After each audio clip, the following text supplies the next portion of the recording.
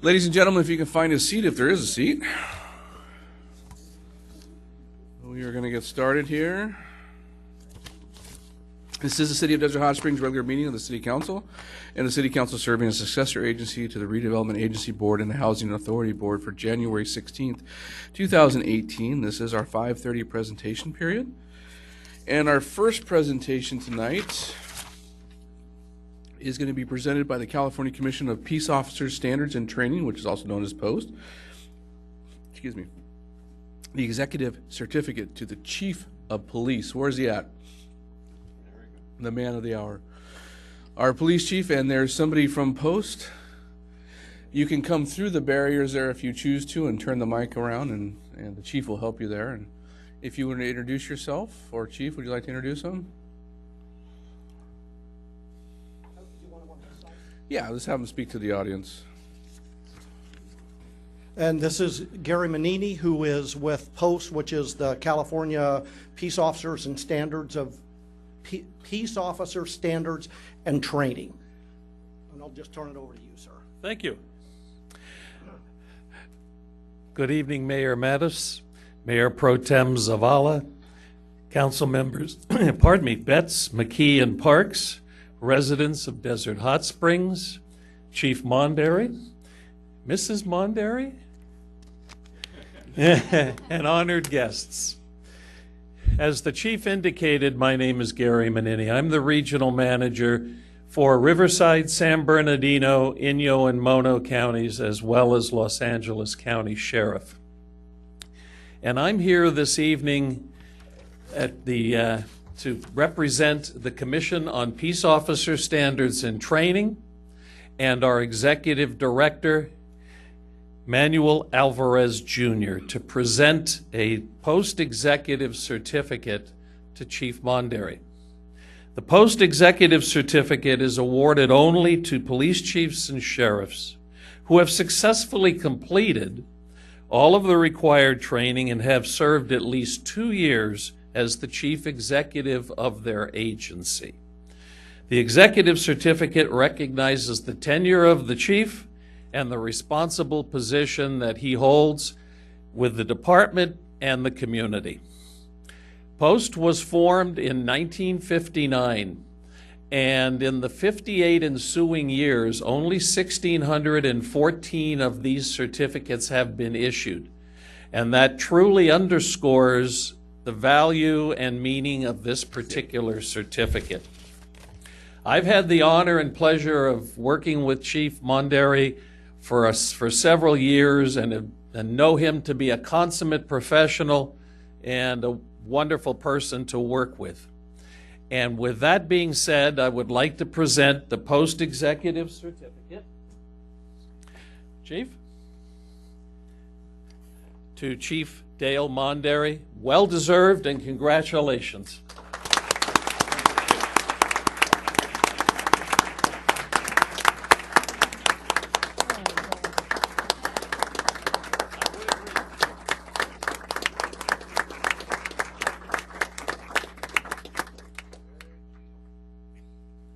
Donna, I want a picture with the mat, too.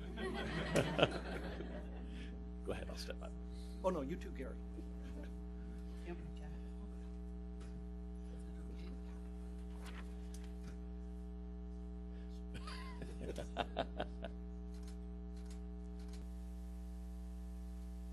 Thank you.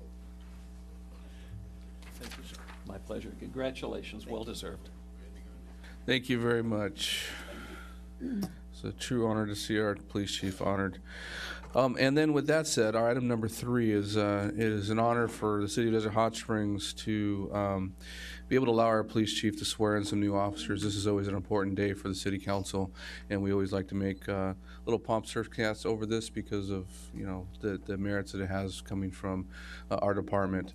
We were in hopes as the City Council that you were all here to listen to us talk for 2 hours, but I believe most of you are here just to see someone sworn in. So thank you for coming tonight. But we have the introduction and swearing in of 5 new police officers for the City of Desert Hot Springs. Our Police Chief, Dale Monderry. Thank you, Mr. Mayor and Mayor Pro Tem and Council. Mr. City Manager, and actually everyone, and this is really more, my opening remarks are, and I'm trying to keep it brief and move along since we have 5, but it's very important, it's extremely unusual for an agency of our size to swear in 5 officers at one time. And it is a testament to the community, the council, the leadership, but really the voters played a huge role in this. Recently in November, passing measures B and C in the city to continue to fund the police department, that's going to allow us, or that has allowed us, to hire these 5 individuals. This is going to be the first time, well, I know since I have been here, and I don't know how many years going back, that we will be fully staffed. And it's an exciting time for us because it's going to allow us to do some more proactive things in the community to deal with some of the problems that we have, instead of being such reactive, which we have been doing a great job in that with the officers. So, Michael, you want to step up here first? Our first person, and just a little housekeeping issue, we will do, I'll introduce everyone, we'll do the badge pinning, and then we will swear them in mass at the end. But Michael Mayorga was born in Fresno, California. He's raised in the Central Valley until his high school years, when he moved to Southern California. After high school, he joined the United States Army at 17 years old. While in the military, he received 2 achievement medals for meritorious service while serving in the most forward deployed cavalry unit on the DMZ in Korea. He was honorably discharged from the military. He began working as a loss prevention officer, apprehending shoplifters. And to further his education, he left the company, went to the Los Angeles Recording School to become an audio engineer. And while he was working as an on-air personality and later as an audio-video technician.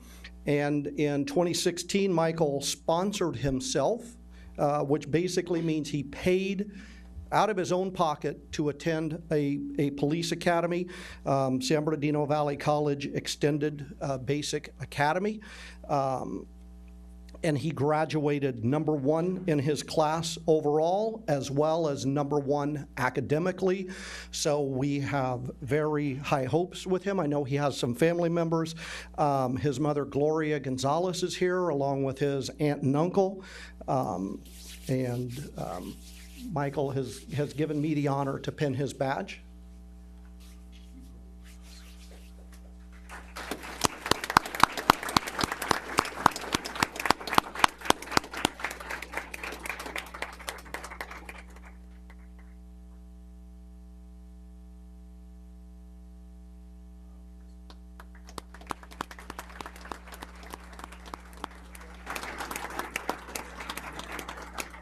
Oh, Mom.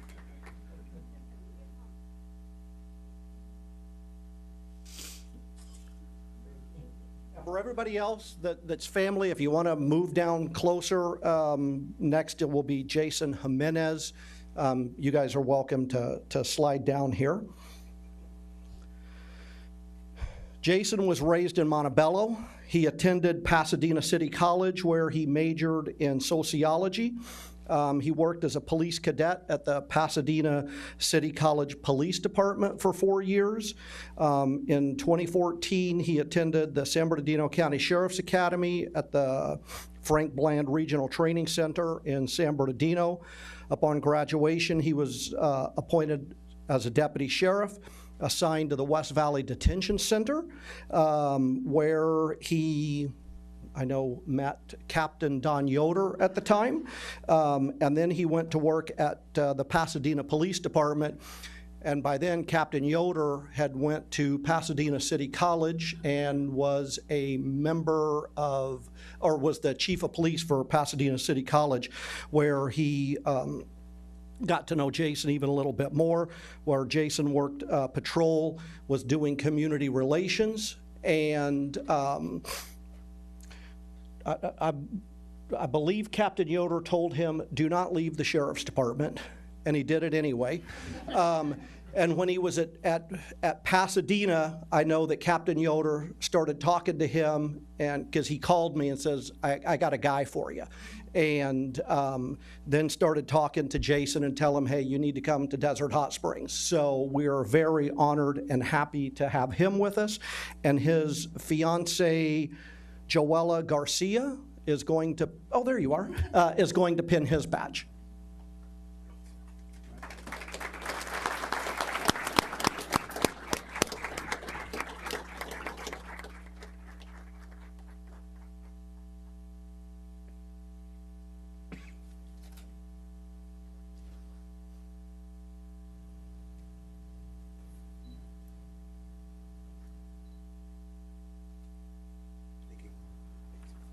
Hold on, let's get some pictures. And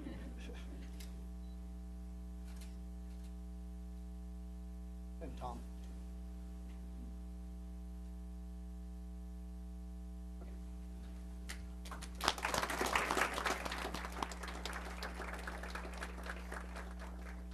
Chris James.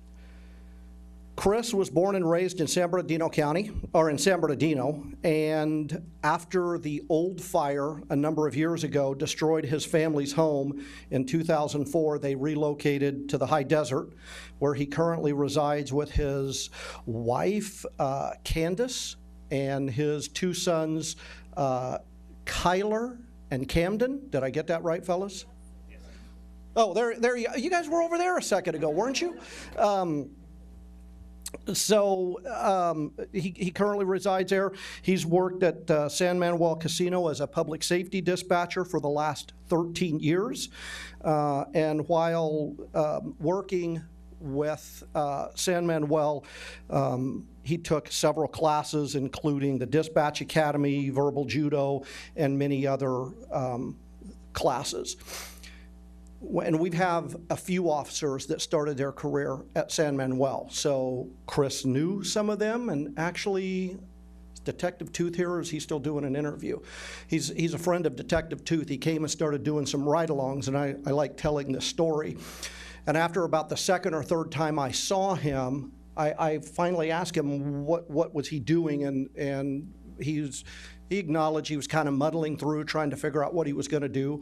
And so I pretty much just yelled at him in the hallway, telling him to stop messing around and get to an academy. And we could tell that he was going to be a good officer for us.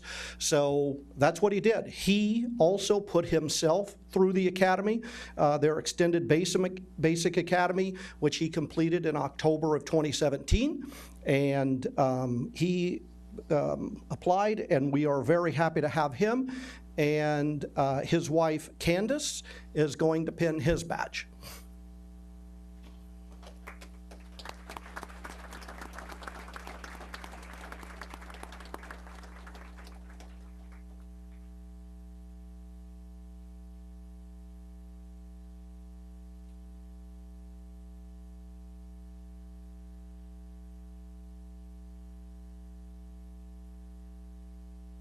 It's okay if you stick him in, all right?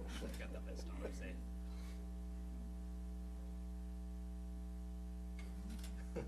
You can just leave him, but he can pin it later.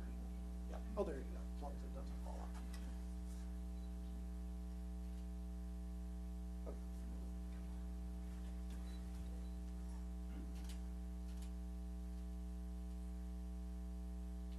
Over here, please.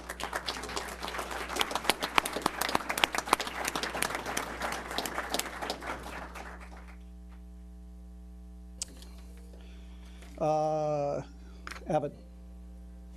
Gregory Evan Smith was born in New York, grew up in Fitchburg, Massachusetts.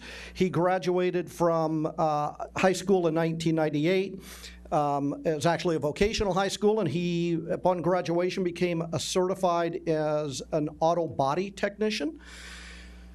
It doesn't mean you get to crash cars just because you know how to fix them. Evan moved to California in 2004, and later married his wife, Amber. While owning and operating a mobile detailing business, Evan and Amber had 2 children, Janine, did I get that right? And Tobias. After 10 years of running his own business, he decided to return to school and pursue his dream of becoming a police officer. And this is one of the things that we're happy about, proud about. Evan sponsored himself through the Module 2 and Module 3 at College of the Desert. So we were able to go to the college and spy some talent and encourage them to continue working through, going to a level 1 academy, which Evan did at College of the Redwoods in Eureka, California, where he completed his training. And we are very happy to have him here, not only because he lives local, but again, we're able to use College of the Desert and their public safety program in order to recruit some individuals. And attending with him is his wife Amber, the children, in-laws Todd and Sherry Show, and friends Dick and Julia Heyman. Yes, thank you. His pastor and his wife Claire and Jamie Reedman. Cliff. Oh, it is Cliff and Jamie. So thank you guys for joining us. And Amber, I believe you have the honors.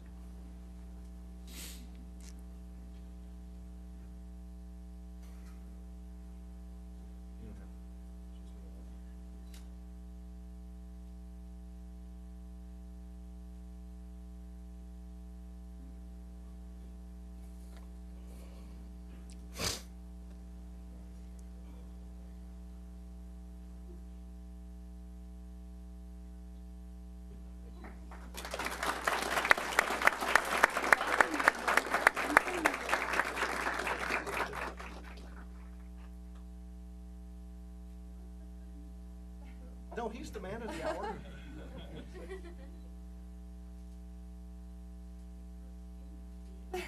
What are you saying, Donna?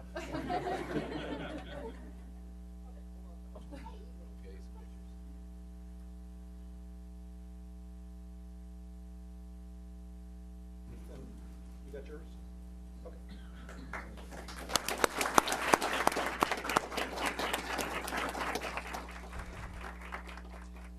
And finally, Christopher Orozco.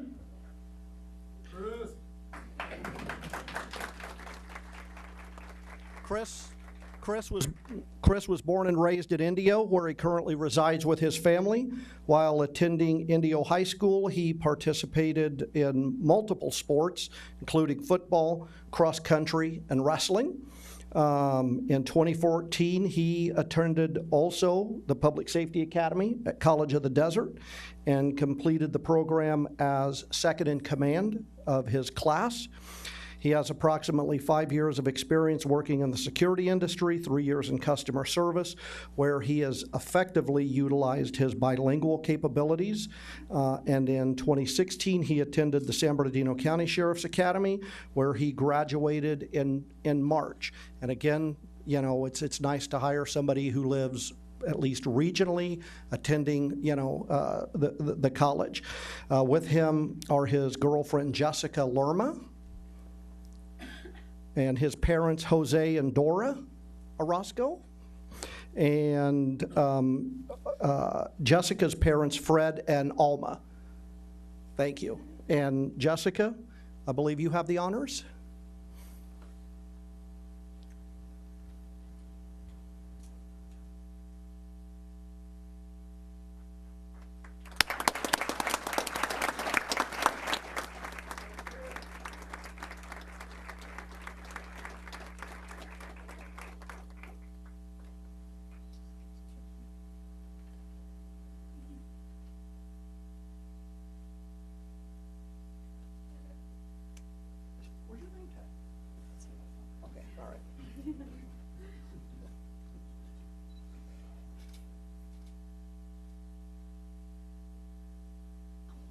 What's that? Just do two? Hang in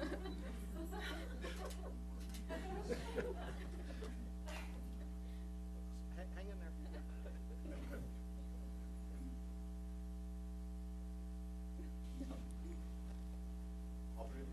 Okay.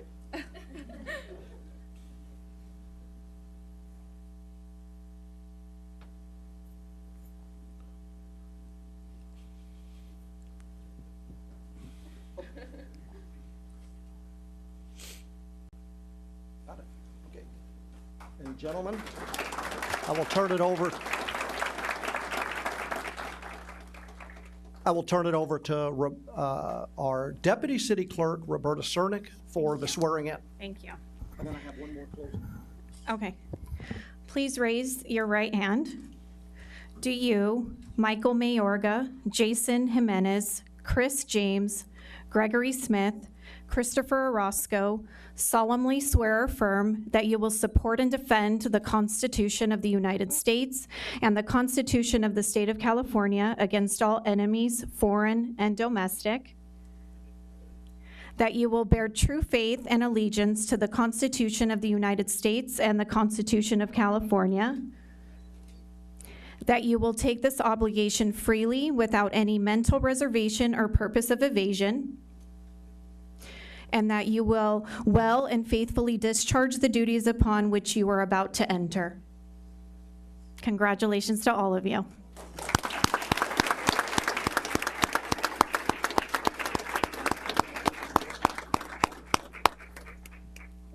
I just have one closing remark. We at the police department probably have no bigger supporter in this city than the young lady standing back there on the salmon-colored top, Donna Poyuzina. And today,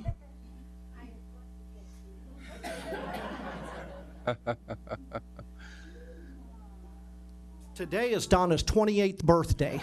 So Donna, if you will come up here, we have a little gift for you.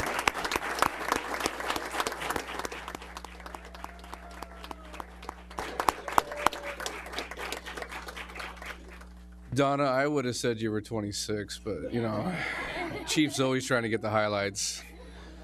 But he bought you flowers, so that would be.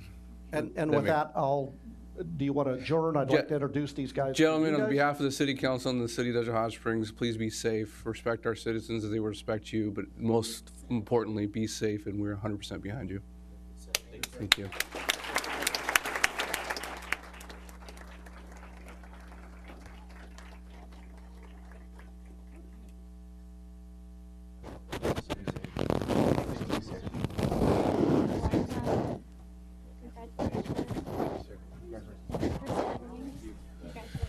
Ladies and gentlemen, we are on recess until 6 o'clock. If you want to take pictures and stuff, you're more than welcome to take down the barriers and be able to do that if you need to.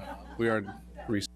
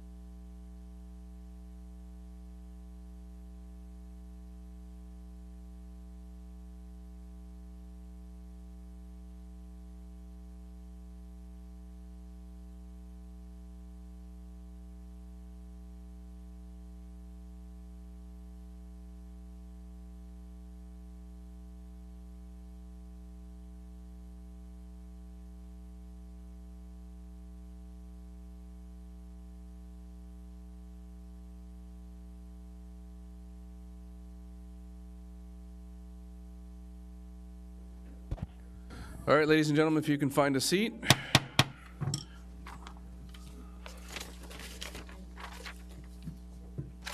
What happened to the crowds? They all left. Yes, they did. All right, with that said, this is the City of Desert Hot Springs regular meeting of the City Council, and the City Council is serving as a successor agency to the Redevelopment Agency Board and Housing Authority Board for January 16th, 2018. This is our 6 p.m. regular session time. I apologize, I do have a small cold I'm getting over, so if I hesitate sometimes, I'm just trying to catch my breath. Roll call, please. Councilmember Betts. Present. Councilmember McKee. Present. Councilmember Parks. Here. Mayor Pro Tem Zavala. Present. And Mayor Mattis. Present. Is there anybody who would like to give the invocation tonight? Did not have any requests by City Council? Is there anybody in the audience who would like to give an invocation tonight? Paul Miller was here, but he's not. I do not see anybody, so we'll move on to the Pledge of Allegiance. Our flag presentation by Troop 1606 will be given, and the Pledge of Allegiance will be led by them. Please stand.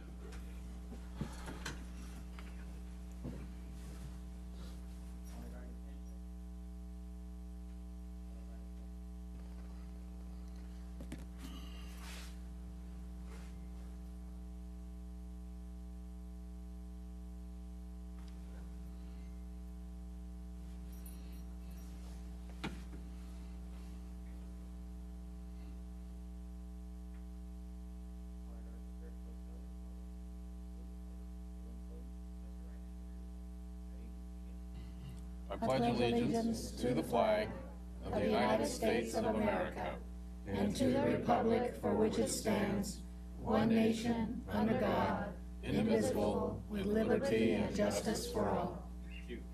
Color guard, post colors. Color guard salute.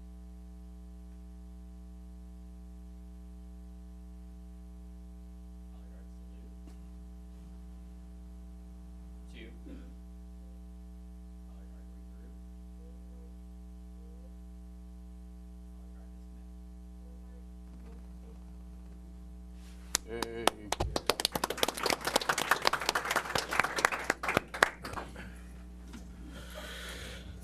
All right, our next item on the agenda is the City Attorney's Report on closed session.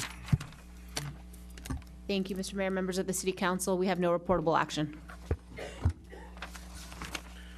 At this time, we'll take approval of the agenda. Mr. Mayor, I'd like to make a resolution to approve the agenda with the exception of continuing item number 13 until the first meeting in February. Due to information that's been dropped at a doorstop recently, I believe Mr. McKee is asking that item number 13, the resolution setting forth certain regulations pertaining to dispensaries, we'll be moving that item to February 7th. I'm sorry, which is our next? 6th. So that's the request. Any other items we pulled from the consent calendar? Mr. Mayor, removing item 19 from consent, the minutes for a minor correction. Okay. Is that something that can be said now and approved now, or did you want to go over it at that time? I have to go through it. I don't have it. That's fine, we can wait till then. All right, so the request is to approve the agenda tonight, pulling item 13 to be pulled for the February 6th meeting, and pulling item number 19 to discuss in the consent calendar. Any other request? All right, it's been motioned and approved. Please vote. Motion is seconded. Please vote. Motion passes unanimously. All right, anyone that was here to speak on item number 13, resolution setting forth certain regulations pertaining to dispensaries, that item will not be heard tonight, but if you want to be heard, you can be heard in public comments at the beginning of the meeting. So if I understand you correct, Mr. Mayor, we won't be taking up item 13 tonight. Correct. All right, this is now the public comment portion of the agenda. At this time, pursuant to the Brown Act, any person may comment on matters of general interest within the subject matter jurisdiction of the City Council not listed on the agenda. Under the Brown Act, the City Council shall not act on or discuss matters raised during public comment portion of the agenda that are not listed on the agenda. All comments are to be directed to the City Council and shall be devoid of any personal attacks. Members of the public are expected to maintain professional, courteous decorum during public comments. Our first comment tonight is Mr. Jeff Horton, followed by Chris Cunningham.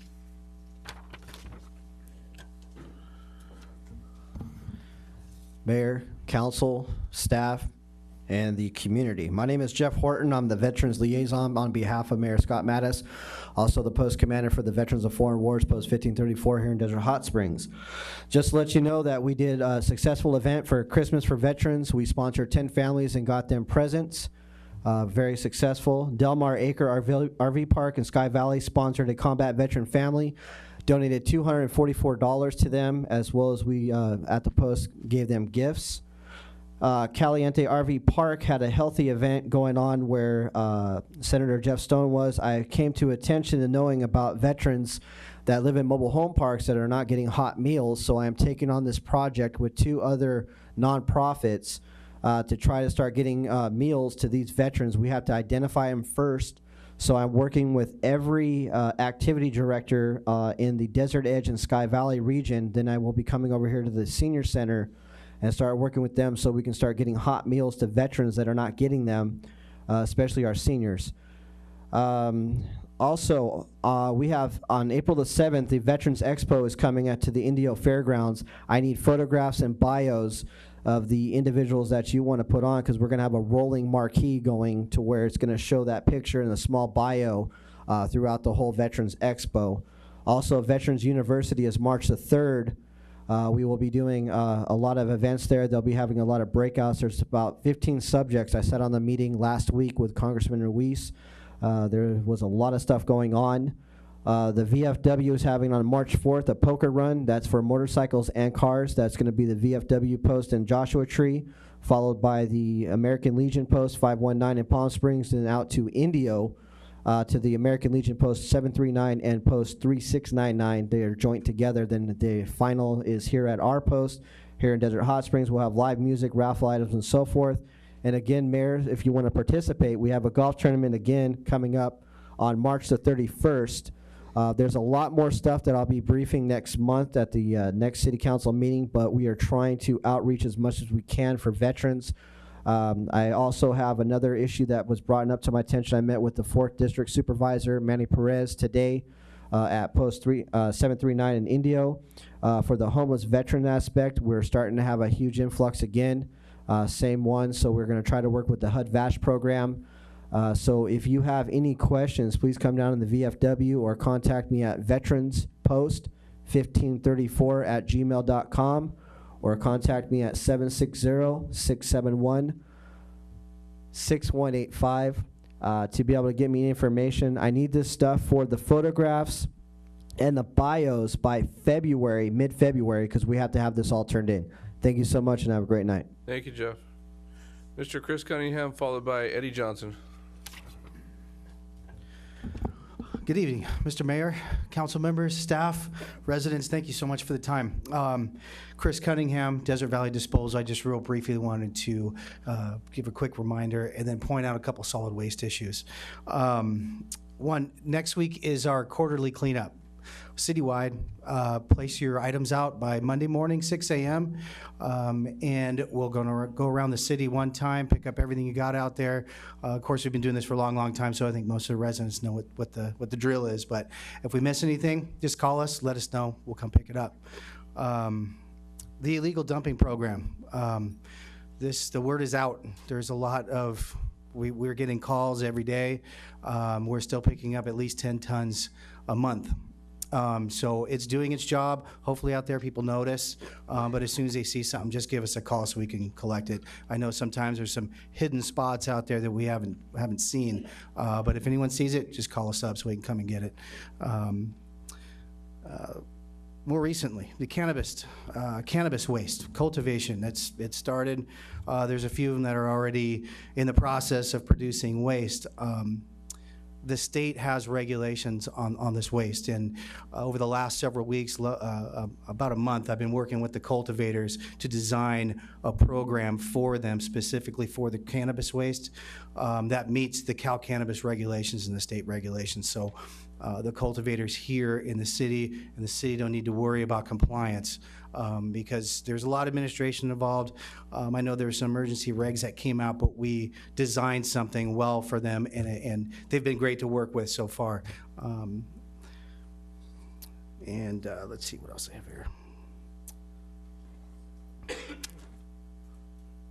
recycling. We got 1 more minute. Okay. Recycling, just the state of it. I'm not sure if this comes as a surprise to anybody, but recycling right now, it's down at the bottom of the barrel right now. It's pretty bad. The market's horrible, mainly because China, the Asian markets aren't accepting our material anymore. A large portion of it anyway. They're taking a close look at their environmental practices. So that is causing a couple different things here in the States, and one is processing facilities. We used to enjoy taking that recycling there and getting a fair market value to it. There is none now. We pretty much, it's an expense to take recycling to a facility. But more importantly, facilities are now very specific and picky about what's in the recycling. We've got a lot of 2 different processors right now taking pictures of all the material that we get.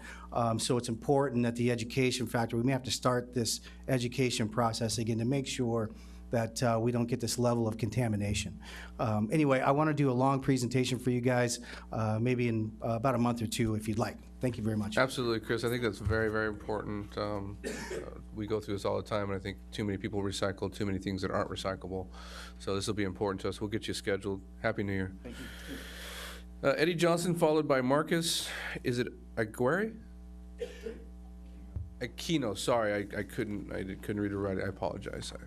Good evening, Mayor, City Council members, city officials, and residents. I'm Eddie Johnson. On December 5th, I was honored by the council and everybody in the city as representing the Veterans Park caretaker, and I'm going to take that officially to the backs. I'm taking care of the tiles now, and we're going to honor all veterans who served, and I don't care if they're from Desert Hot Springs or throughout the Coachella Valley, they'll be honored on the tile. And they just have to present to the city a DD-214 to show that they did serve in the service. It doesn't mean they have to be in war, even if they served in this non-active service. They served our country. We're going to honor them in the right way. Also, you've been told before, mentioned before, that on February the 22nd at the Riverside County Fair, they're going to honor me, myself, for all the veterans activities that I've done throughout the desert here. And I'm going to represent Desert Hot Springs proudly and honorably. I'll be famed for 15 minutes, and then they'll probably charge me for parking, so who knows? But I just hope everyone will attend that. That's something that's really an honor for me. Being honored by the city council and the city of Desert Hot Springs is truly great over the years. But a county fair, that's just a lot of people. So, and another thing too, the city is working on doing banners of veterans who live in Desert Hot Springs. And these will fly throughout the city of Desert Hot Springs. We got to show proof too of them who served in the service with a DD-214. That's a discharge paper for the military service. Another thing, I've been assigned to travel around the city, find businesses that have flags that are destroyed, where I can replace the U.S. American flag. The city is doing this as a donation. I've replaced 2 of them already, and they were quite honored to be able to, is this working? Yeah. Quite honored to do so, as receive this. This is quite a donation charitable item, and I appreciate the honor of doing that. Another thing, I've noticed with coming up the city, we see a lot of new signs, and I'd like to say thank you to the one who probably created that, which was probably our city manager, and the city council to agree with that. And Doria, she never sits down. She's active all the time. So, but I want to thank you very much for giving me the time to speak, and this is just one of many gifts that I was received on December 5th, and I appreciate it very much. Peace and honor to all of you. Mr. Johnson, you're going to get in free to the Date Festival, and you're going to have free parking, but you're going to have to pay for the deep-fried Twinkie. Yes. Everybody? You have to share with everybody, yes. And veterans get to get. Congratulations on that honor coming. Veterans bring 3 friends, and they get in free. But if they do it right, they can get 3 more, and 3 more, and 3 more. Marcus Aquino? I'm going to get this right eventually. I apologize. Good afternoon, Mayor and council members. My name is Marcos Aquino. So I'm here on behalf of, well, I don't know if you guys remember 2 years ago, we still have the same issue regarding like homeless around the city, you know. Like myself, I love the city of Desert Hot Springs. So, I've been here since 2009, got my family, my daughter. So we love the city, city of Desert Hot Springs. We've just been having an issue like on the back of the house. We have campers and stuff like that. I don't remember that issue. And then I know you guys been working on it, So we called code enforcement. Christina spoke with her a couple of times through email, and I know it's a long process. We called fire. We had a big fire behind our house, it's like the last month or so. So and then we call the cops frequently. So they said they can't really do nothing about it, and I don't want no one to get hurt. Our neighbors and on the side of us, behind us. I don't want to get hurt, but it's like, I know you guys. I know the council members in the city has something to do with it. Like you guys kind of push it or do something about it. So like I said, I love the city of the Hot Springs. You guys could help me with that, and then yeah. So, Marcus, thank you. We can't respond back, but staff is listening right now, and I think we'll have somebody meet with you and talk with you again about this problem. We purposely put an ordinance together to help you with this, so okay. We'll be having staff meet with you on the side. Sylvia? Okay, thank you. You had some comments too you'd like to make?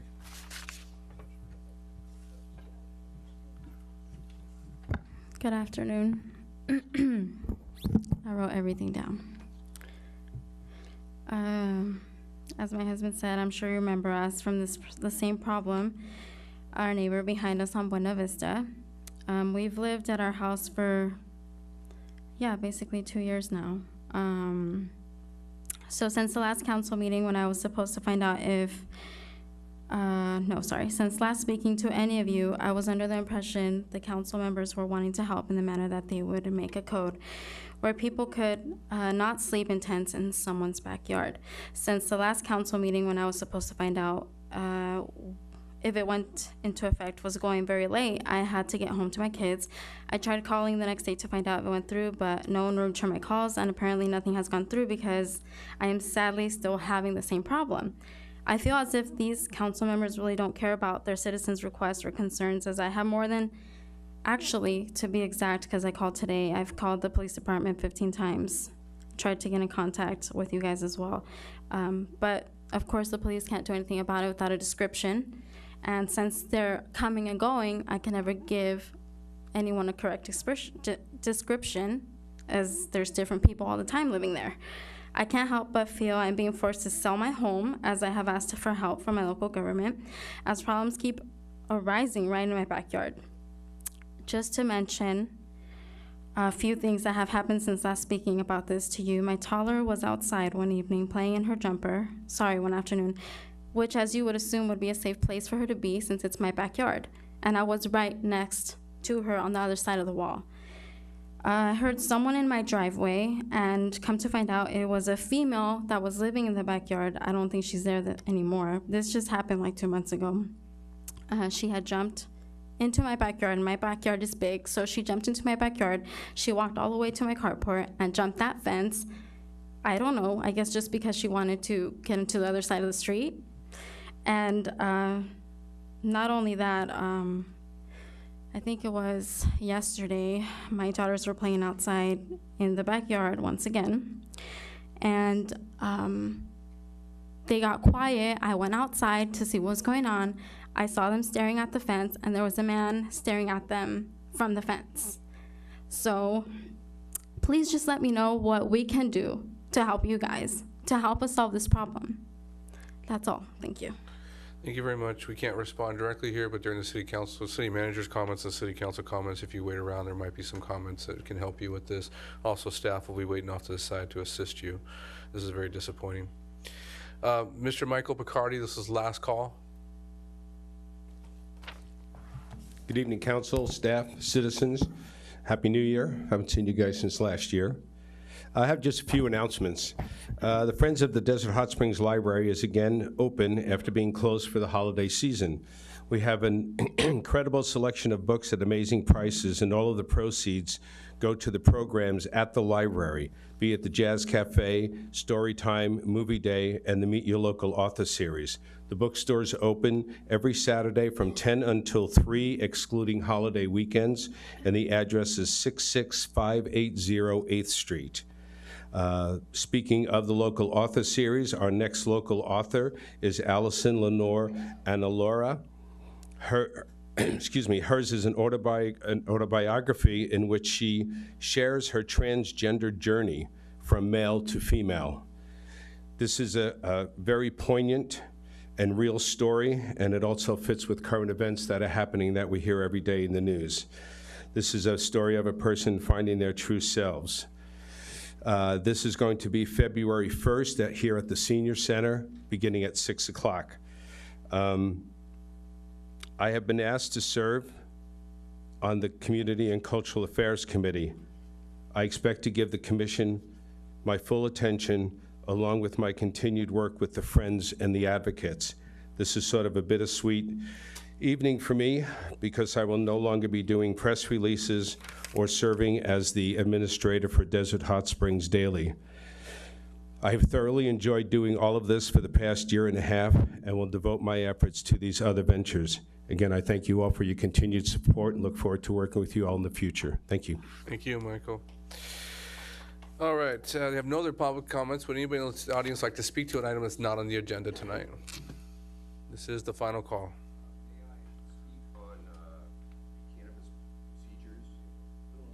If it, item 13, yes, you may speak now on that since item 13 has been pulled. When you're done, we do ask that you fill out a blue card so they can have your name and everything for the record. Please state your name. Your 3 minutes will begin. Thank you. My name is Frank Pornell. I'm with a development group that's seeking a new type of licensing for cannabis production, trying to match the new licensing procedures for the state of California. We have a proposal that we'd like to present in direction, if we could.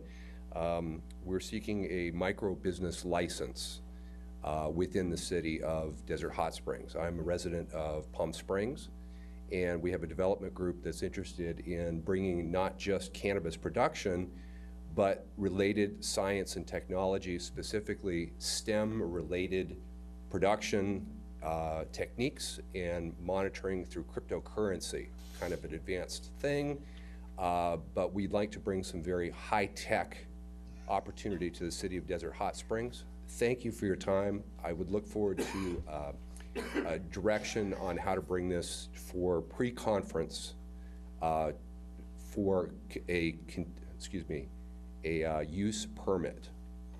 Thank you. Thank you very much. Last call. I see nobody else tonight coming forward, so we'll move on to the city manager's report.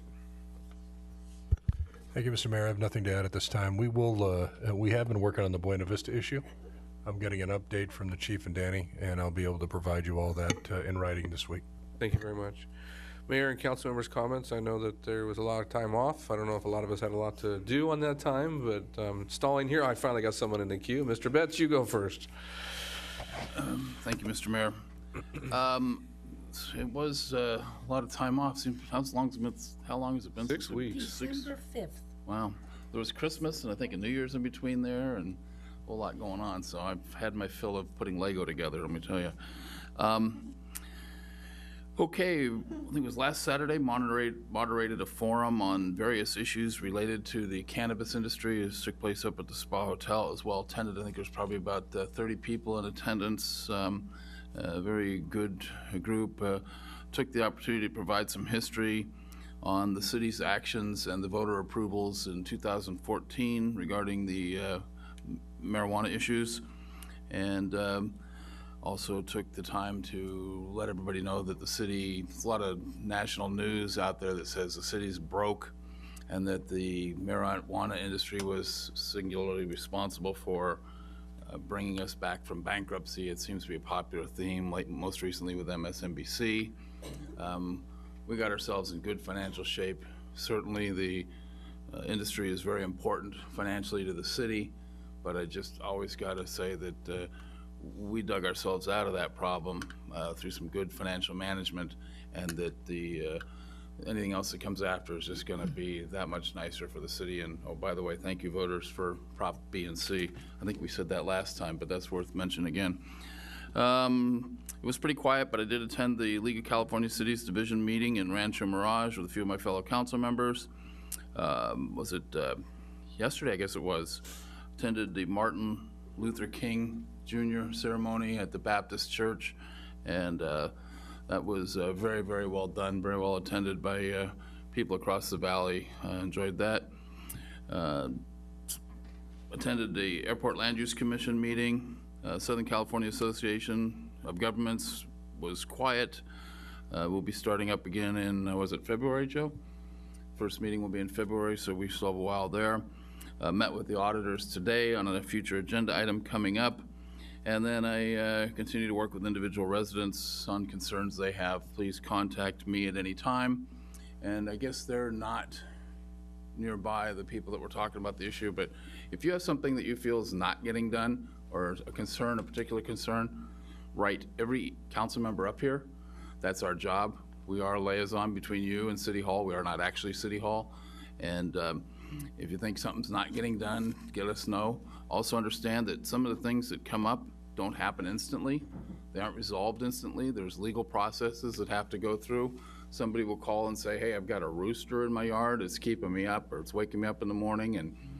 And you've got a process. You just can't go knock down somebody's door and, you know, confiscate a rooster. It's a process you have to go through. It's the same with everything. So the city staff has been very, very good about addressing these issues. I'm sure they're working on and have been working on this issue on Buena Vista.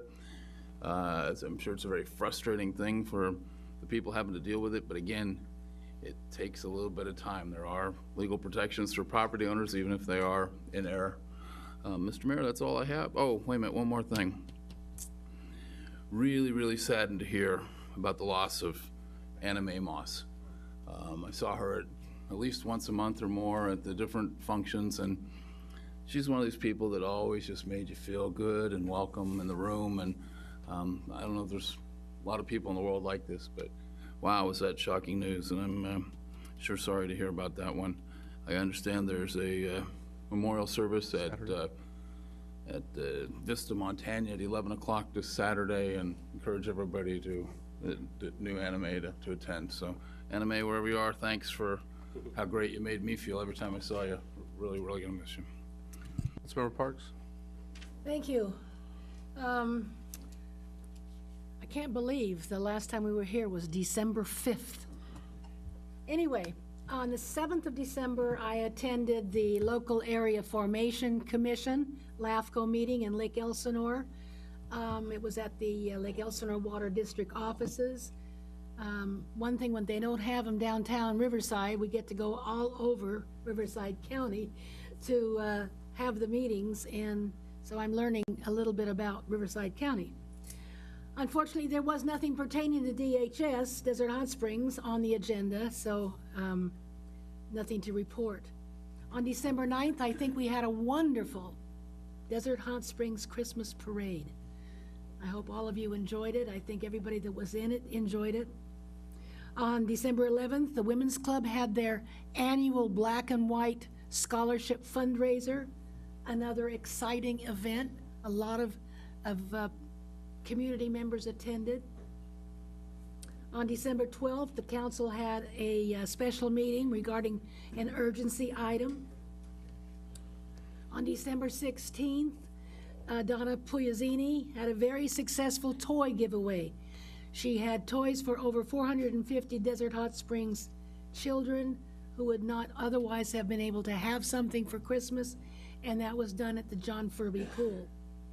On December 31st, the Elks had a great New Year's Eve celebration, entertainment by Michael D'Angelo. He was excellent. On January 6th, we had the Desert Hot Springs neighborhood breakfast at the Mission Lakes Country Club. Very, very good meal. Beautiful views.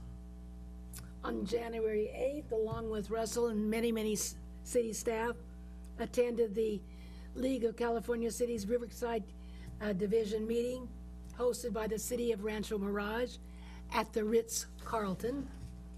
And their speaker gave a presentation on their new telescope that they have on their library grounds that can now see into the stratosphere. And that's all I have. Thank you. Mayor Pro Tem Zavala.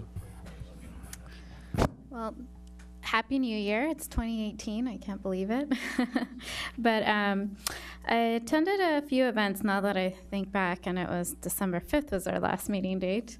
But I also attended the League of California Cities dinner meeting along with, Russell Butts and Yvonne Parks. And our city staff was there as well, so it was a pretty good event.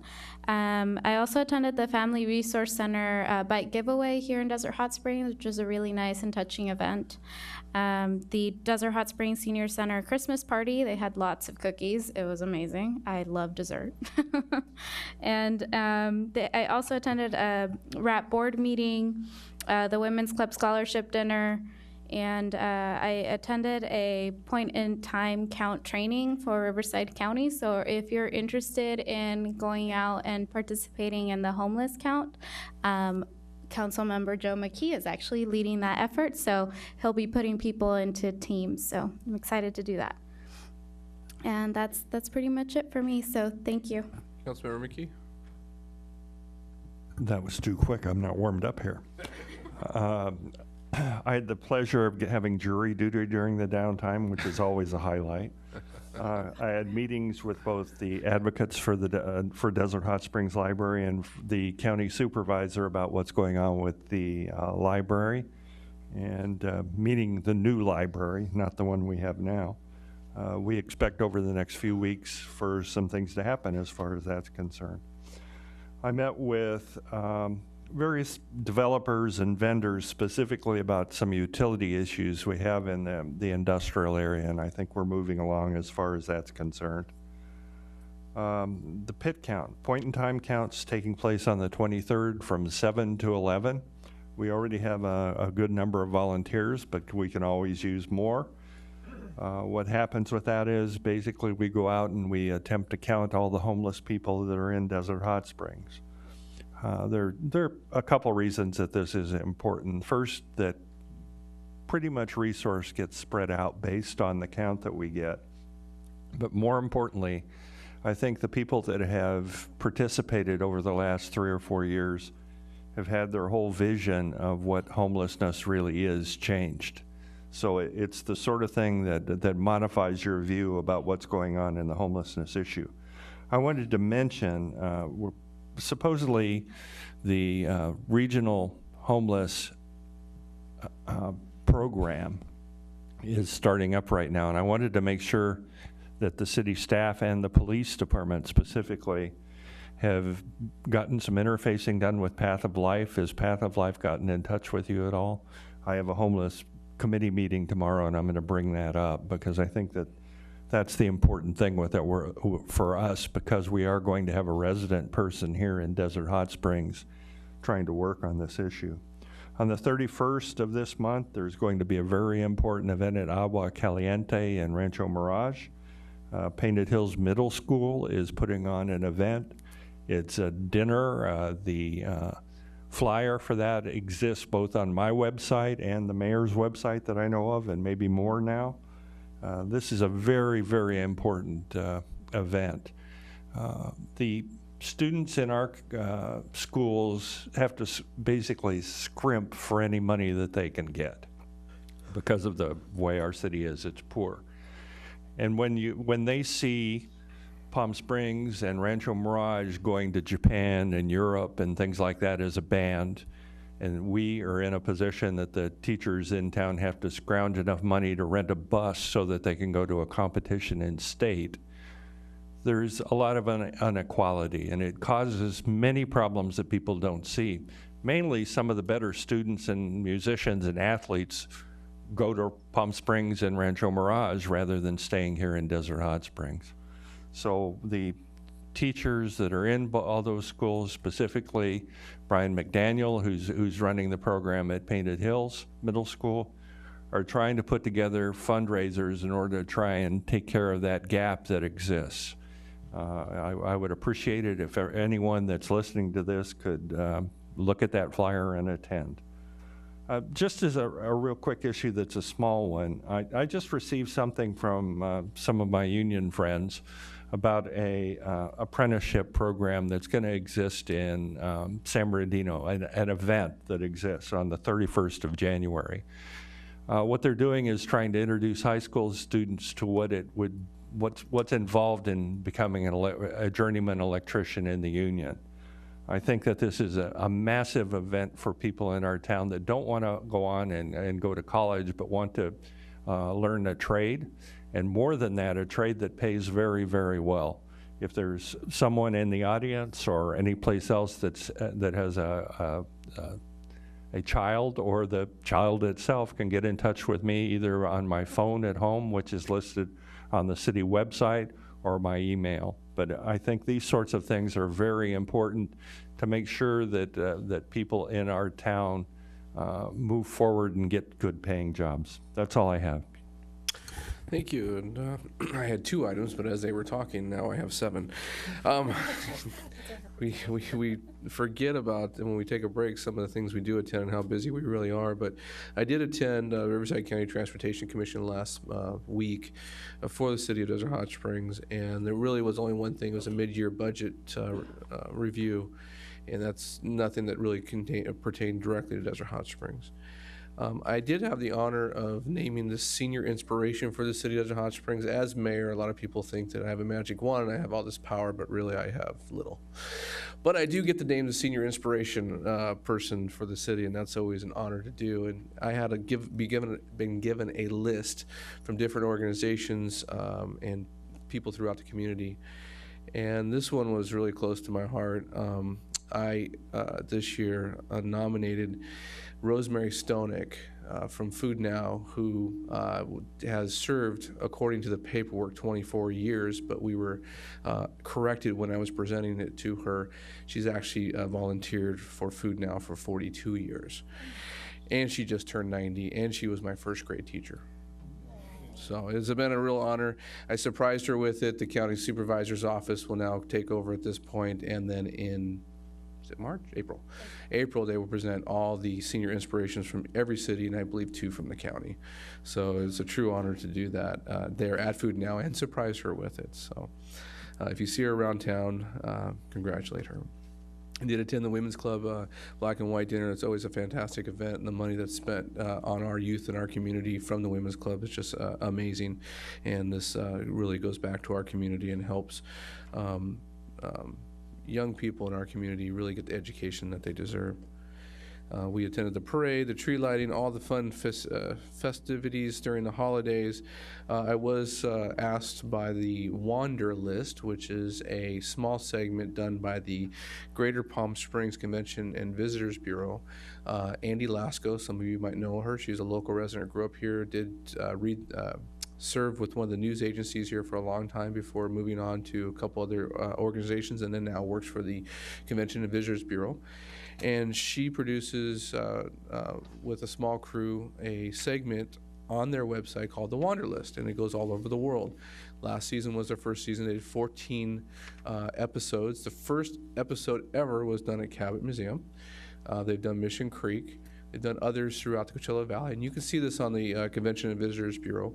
But their new episode this year, which will air in February, is on the cannabis industry, and I was honored to be able to give them, take them on a tour with the permission from the owners of Candescent and Freedom Flower, and show them the industry, and they were impressed. So they came back today to do some filming. We did some filming. I did some pieces for them, and then they did some filming, I think, at the cultivator site. So look for that on their website. Again, the Greater Palm Springs Convention and Visitors Bureau. It's on their website. It's called the Wander List. And then again, as Mr. Betts announced, it's a sad passing of Anime. I know Vista Montana will have a service for her, a memorial service this Saturday at 11 a.m. at the clubhouse. I'm sure it's going to be well attended, so please come early to find parking. Anime was just an inspiration to all of us. The last I saw her was at the Saturday neighborhood group breakfast, and it'll never be the same to go to the neighborhood group breakfast because she always misspelled my name differently every time. So with that said, it's always happy thoughts on people like that who have served our community with a smile every time, and Anime was that person. She will be missed. All right, with that said, we're going to move into public hearings. Our first public hearing is item number 4. It's an ordinance amending Chapter 17.60, Art in Public Places Program of the Title 17 zoning of the Desert Hot Springs Municipal Code. And who's handling this? Madam City Attorney. Thank you, Mr. Mayor, members of the City Council. The item that you have before you this evening is an ordinance amending the Art in Public Places program. For the most part, it's a housekeeping ordinance, kind of amending the procedures, but there are a couple of substantive changes that I did want to go ahead and point out. First of all, this item went before the Planning Commission, and the Planning Commission had some changes to the ordinance as it was presented to them. So what the Planning Commission did is they removed the $20,000 cap on the availability of the in lieu contribution. Currently, as the ordinance stands, there is a $20,000 cap on developers paying an in lieu fee, meaning that they would pay into the Art and Public Places Fund. So there was a kind of a stifling of the fund because a developer could only pay up to $20,000. And I think that that we would like to pretty much see that fund grow and grow, and this way the City Council could go ahead and make a determination as to where they would like to place some public art and possibly put in a big, meaningful piece of art.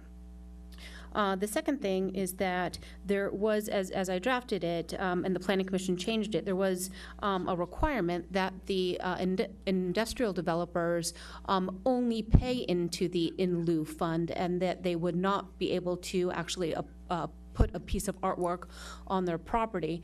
The reason why this was drafted that way is because people who are in the industrial area generally there's not a lot of public and visibility of public art in that area. The Planning Commission disagreed with that, and the Planning Commission thought that it would be best to have the industrial developers be able to either pay the in lieu fee or place public art on their property. So that was a change that the Planning Commission suggested, which, by the way, their changes on page 13, I think through about 17 or so, are highlighted in yellow so you can see them easily. The third change is that I pretty much cleaned up the procedures. There was a very big appeal process that really wasn't needed. And the reason why is because the art is generally viewed by the Cultural and Community Affairs Commission, and what they do is they make a recommendation to the City Council. So there's really no appeal rights from the CCAC, since they are merely recommending to the City Council. The City Council would be the final decision body in terms of where the art is placed, or if there's money in the fund, or what kind of art they would like to purchase and where they would like to place it. So with that, that concludes my staff report, and since it did come from the Planning Commission, it's the Planning Commission's recommendation, which is in the staff report. Thank you very much. At this time, we'll take questions to the from the City Council to staff. Mr. Mayor, excuse me real quick. Yes, sir. Thank you.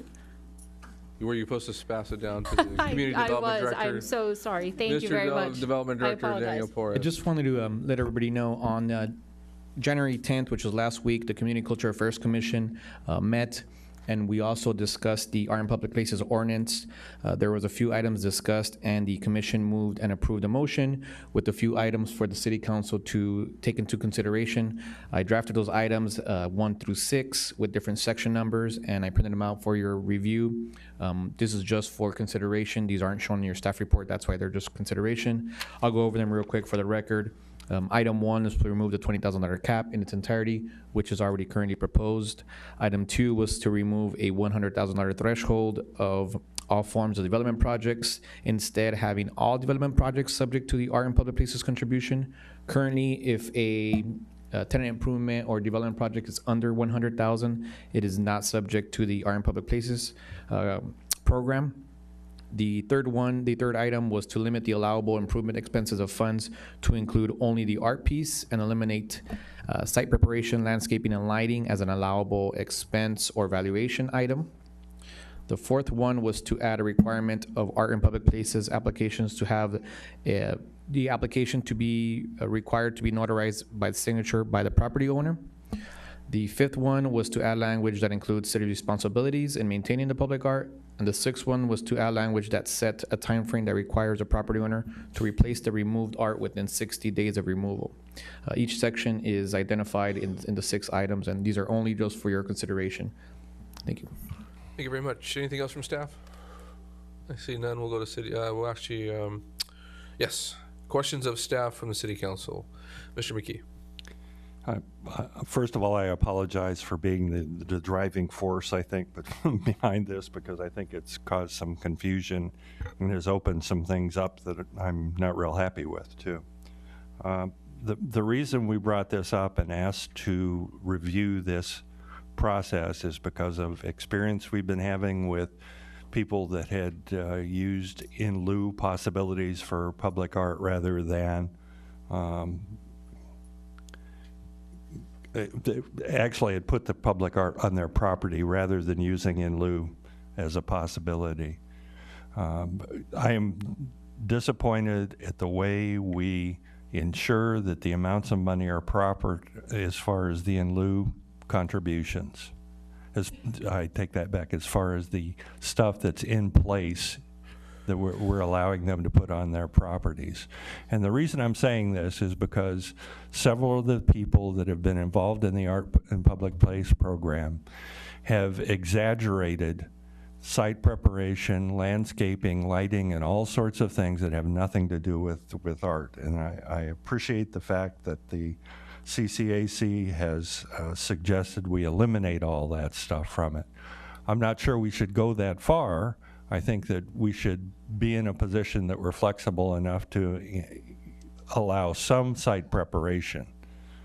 But the issue that we have here is with no real program to analyze, as far as I'm concerned, the properties that are using Art in Public Place funds coming to us, the people that are either in the commercial area or in the industrial areas are taking advantage of the fact that we don't do a really good job of analyzing the paperwork that comes to us and the amounts of money that are assigned to various portions.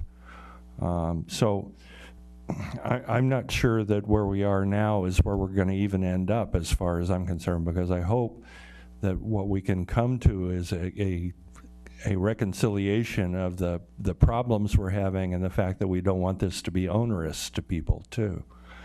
It's important to me that the public art that we create is in places that people can see it. Putting it, for example, in the middle of a development of some sort in the industrial area is not an area that people are going to be able to see. So the combination, as far as I'm concerned, sort of pushed me in a position that I suggested we should not allow the people in the industrial areas specifically to put art on their properties, because no one basically goes there. And I know that there are disputes as far as that's concerned, as far as the people that work there are going to see it every day, that sort of thing. The intent, I think, of this revolved around mostly developments, housing developments, and commercial properties in the town itself. And I don't think we spent enough time talking about the industrial areas. I cannot argue that if you have a development such as Skyborn that has sort of a massive amount of art at the entrance to their facility is not seen by a lot of people, because a lot of people drive by it every day, there's no problem. I can't say the same thing about stuff that's in the industrial area. And I don't want to belabor this. I probably have too much already for being confusing in the beginning anyway. But I think that I'd like to keep it in that we don't allow the industrial area to put art on site, that we force them to do an in lieu contribution. I'm more than willing to look at the amount it is, because we did not feel when we did this that we would be having the size projects that we're having done in the industrial area. That it was assumed that these were going to be put on houses and commercial properties, as they put in, not a $400 million project that's in the industrial area. I've gone on too long, I apologize. You're looking for questions at this point from staff? This is questions to staff. And then you're going to take public comment? I am. Okay, so I'll wait till after the public comment, Mr. Mayor. Okay. Everybody else out of the queue, I'll open the public hearing at this time. I will take any testimony in favor of this item. If anybody would like to speak to it, come forth. I will take testimony of anybody opposed to this item. There's also a neutral position if anybody chooses to next. Greta, just state your name and you can begin. Greta Carter, Desert Hot Springs, High Road Consulting. Good evening, staff members and city council members. I would like to first just comment briefly to Councilmember McKee. When you say people don't see the industrial area, we had over 10 million people view that when NBC was out there just a week and a half ago. So they do see the the industrial area. But I really want to come back and say that we oppose this tax, and if you look back on the history of this ordinance, you can see it was clearly not ever intended for the industrial zone. And where I want to go with that is that while I'm in favor of beautifying the city that I live in, the reality of where we're at, I want to share with you the struggles it is right now for the cannabis people to find money. And you add that Sessions has just come down harder. I've lost 2 primary investors for our clients in the last couple of weeks because of their concern about where Sessions is going to go. So we're looking at folks coming up with a lot of hard money, and it's like, where do they find this money? And so we have budgets that are coming in 50 and 100% over the original cost for fees that we never intended, or never anticipated, I should say, because of it being a new industry. We are struggling to find that money to get our projects up and running, and the art fee just becomes one more straw on the camel's back. So what I would like you to consider is that you would look at the vision that you all originally had intended with the with bringing cannabis to this city. And I can tell you that I have clients now that are open, and our first tax bill is coming up, and that tax bill is $340,000. I would beg you to please consider adding any more burden to the cannabis people. Let them get the money to get up and operational. Let them be able to fulfill the tax bills that you guys have out there now, and we're willing and ready to be able to pay. But to put anything more on top of them is just, like I said, straw on the camel's back. So please revisit that intention of that fee. Thank you very much for your comments. Would anybody else like to speak to this item?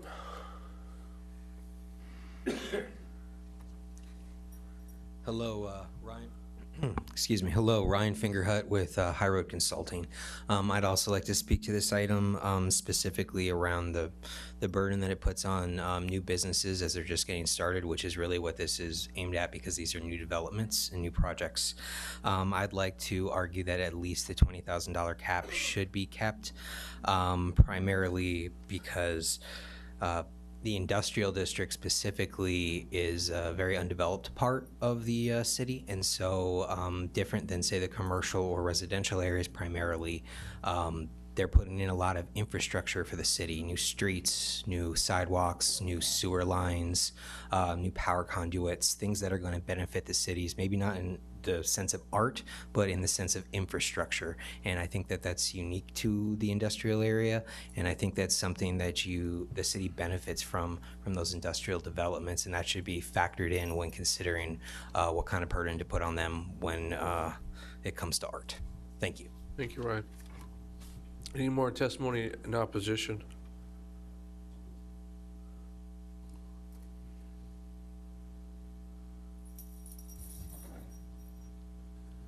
Tony Rivera, one of the principal members of Betsleaf. And just to what Ryan was saying, we just paid $1 million to put that street there. Before it was a dirt road, we did everything that you guys asked us. And to be forced to be doing something where we could put it on our very corner lot, well, I don't think it's fair for us, for feel like we were taken advantage of. That's all I gotta say. Thank you very much. Anyone else like to speak on this item?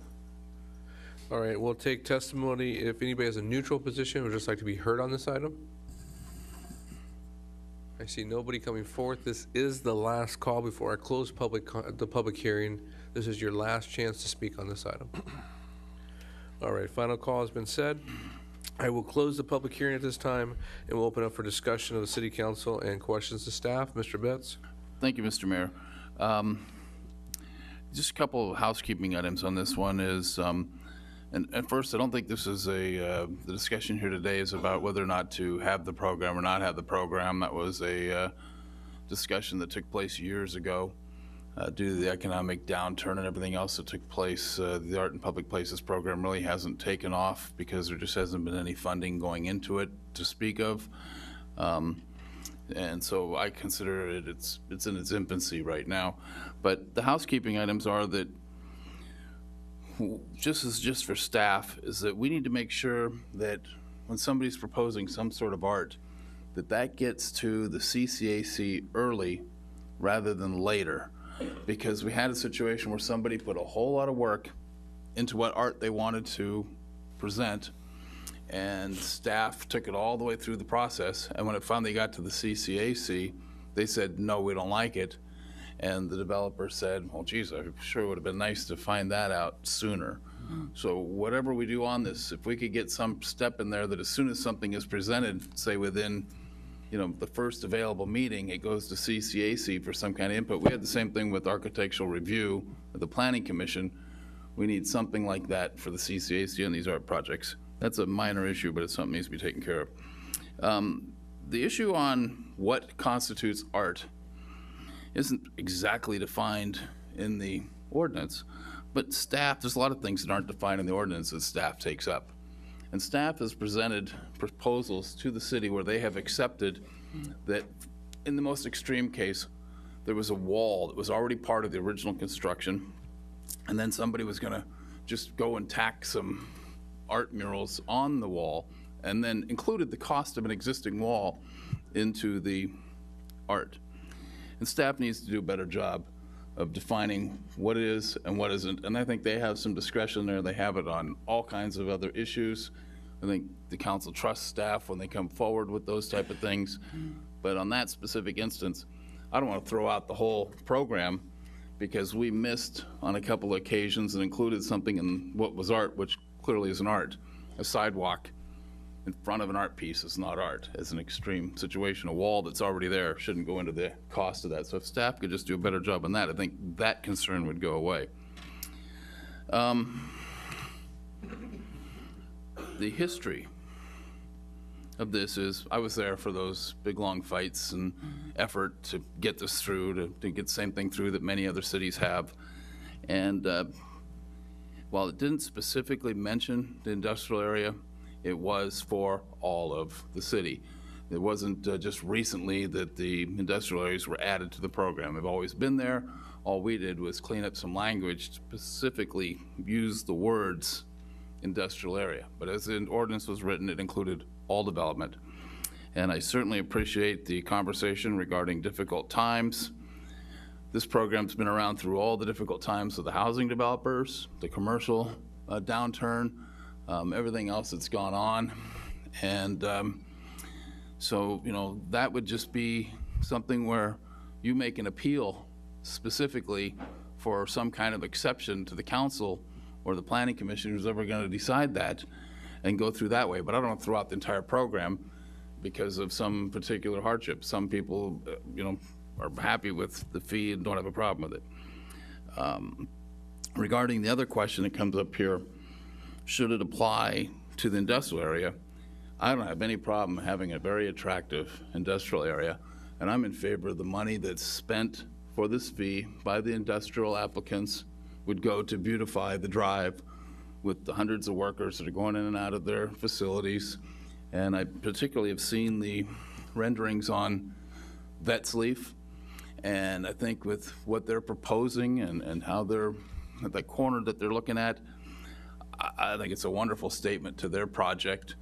And if somebody thinks that some piece of art isn't value, I just, on that question, I'm happy with the art applying right there at the property and keeping that option as it is and not having it all funnel into a fund and only doing it in the downtown. I would like to have an attractive industrial area.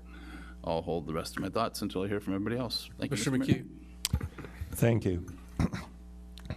The thing that concerns me when and I appreciate hardship, but what concerns me is you could say the same thing for housing. For example, we're 2 million units short of housing, and one of the problems are fee structures that are applied to housing in all communities, not so much ours, but a lot of other ones. So in effect, what you're doing is not necessarily attacking the program. You're attacking the fact that it's difficult. Well, I understand that, but what we have said and what we want is a community that's attractive and is going to have people want to live here and do business here and also move here. And I understand my colleague saying that sprucing up the industrial area is something that would be good. And I'm willing to compromise and say that in a lot of ways. But to say that we're not involved as a city with trying to help some of the people that are in the industrial area, we've been discussing over the last few weeks how to deal with infrastructure and the various gas and electric problems we have in some of the areas as far as bringing that stuff in. And we have been discussing reductions in fees and taxes to do that, so that I don't think the developers are going to find themselves standing alone with a lot of those fees.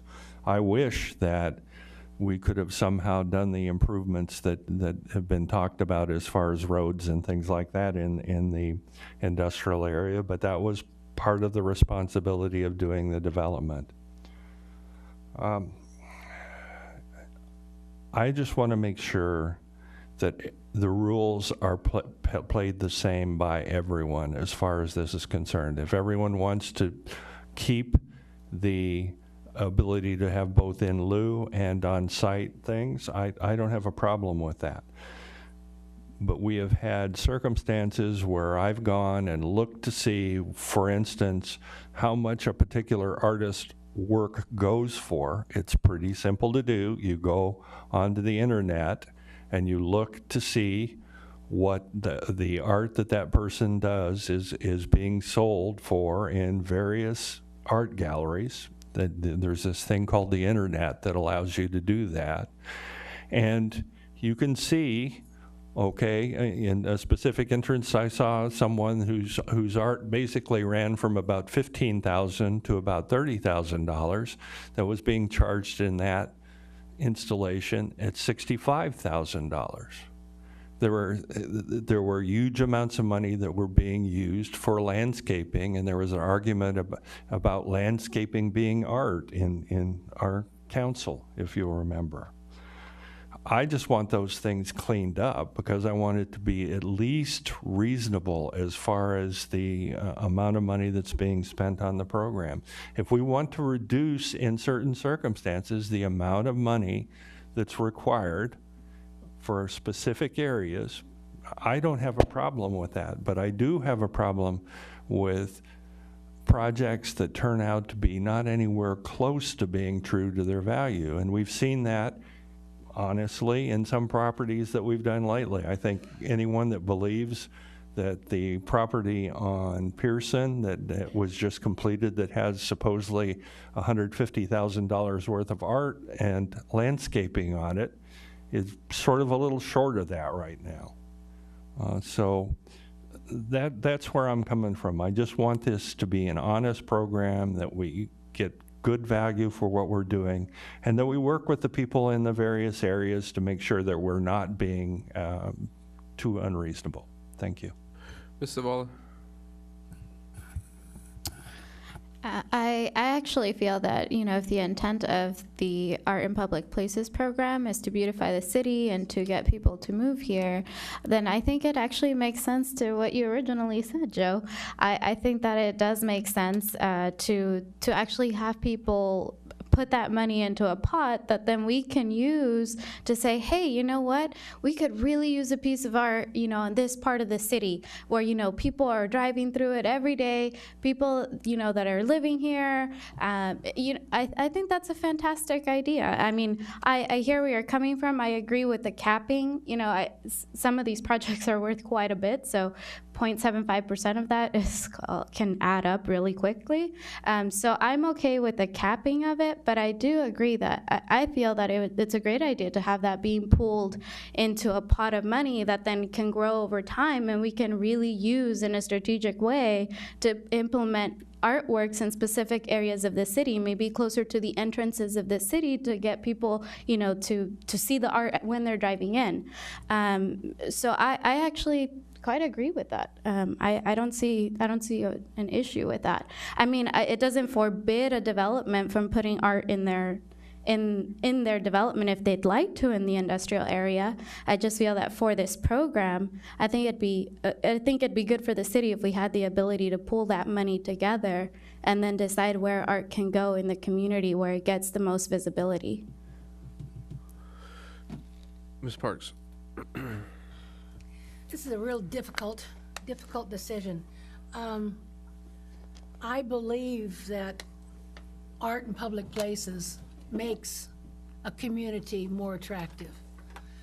But on the other hand, I think that when you're talking of projects that are upwards of 500 million, 400 million, you know, I mean, and then you're wanting 25% of that to go into art or whatever it is, I think that there has to be a limit, because just because they have a large cultivation, as an example, you know, 1 million square feet of cultivation, and the monies that is invested in that, and then you take a percentage of that for art in public places, I think that is unreasonable.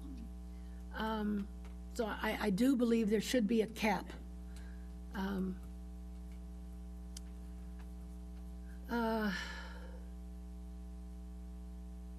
I like the ability to pay in lieu of having to do an actual piece of art, depending on the developer.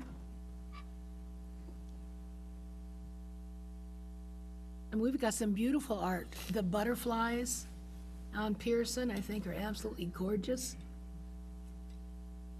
I think that the skyborn, whatever they are, mosaics at the entrance to their development, I think, are very attractive. So, you know, I'm kind of vacillating here. And my comments are, I get the developers' concerns about the cost, and I do think there should be a cap on it. I mean, the Art in Public Places was put in effect in, I believe, the early 2000s by the city council then, well before all of us, for the reasons of art in public places. And the city of Desert Hot Springs did not have any attraction to it when it came to arts, so people would drive through the city and you wouldn't see that. Over time, you've seen art. There's actually quite a bit of art in Desert Hot Springs now. There really is. We took a tour a couple years ago with the CVB and showed them all the art, and we started to drive around, and every time I turned a corner, I went, oh yeah, what about that one? Yeah, oh wait, there's one over here too. And we ended up spending an extra hour out there just looking at the different pieces of art in our city. Done a fantastic job through time. But I understand the concerns, and I do think there should be a cap on it over time, especially with the larger developments coming in, to help, mitigate some of the costs that the developers do have in our city and to make sure that they continue to develop in our city. But we do have to define what art is, as it's been set up here today. I think a couple of us did not feel comfortable with the landscaping being part of the art in one project that we see that it didn't happen. The developer at Mission Lakes Marketplace did a fantastic job in putting art in that development, I think. It's beautiful. But the other development that just recently opened here in town did not do their part like they should have. So I think that needs to be defined more. But those are my comments. I'll listen to what's going on here. Mr. McKee, you're back in the queue. Yes, I just wanted to talk about limits a little bit. I think it's patently unfair to charge someone that has a $300,000 item more as a percentage than someone that has a large item. If we hopefully at some point have someone that comes in and says, I want to build a subdivision with $2 million houses, are we going to charge them a lower percentage than the market rate stuff that comes in because they're more expensive? I think we have to find a happy median as far as the amount we charge, and then we charge it for everyone, because I think it's really unfair to have a cap, because what that's telling people is we're going to charge poorer people that are spending less amounts of money more than we're gonna charge people that are putting in large developments. Well, maybe there's an opportunity. I don't know how soon this needs to be changed, but maybe there's an opportunity for bigger study sessions. We're getting multiple recommendations from the Planning Commission, multiple recommendations from the CCAC, and maybe it's, it seemed pretty simple to come up here and make a decision, but there's a lot of opinions that vary up here, and maybe it's an opportunity in the near future to have another study session and really define this and have staff define our opinions. Mr. Betts? Yeah. So, given the conversation, what's taking place, it seems we have some cleanup language that the city attorney would like to have regarding CCAC role in the art and public places, making it more clear, eliminating appeal. And then with the suggested planning commission, what came to us from them, you basically have everything is staying as the status quo. So there really is no change, even though we have all this discussion, other things we'd like to see. So what I like to do is just move the recommendation as presented by the Planning Commission and as modified by the city attorney. And then if somebody wants to take this up with some of the other discussion in a study session, I think that would be good. So my motion would be to approve the recommendation.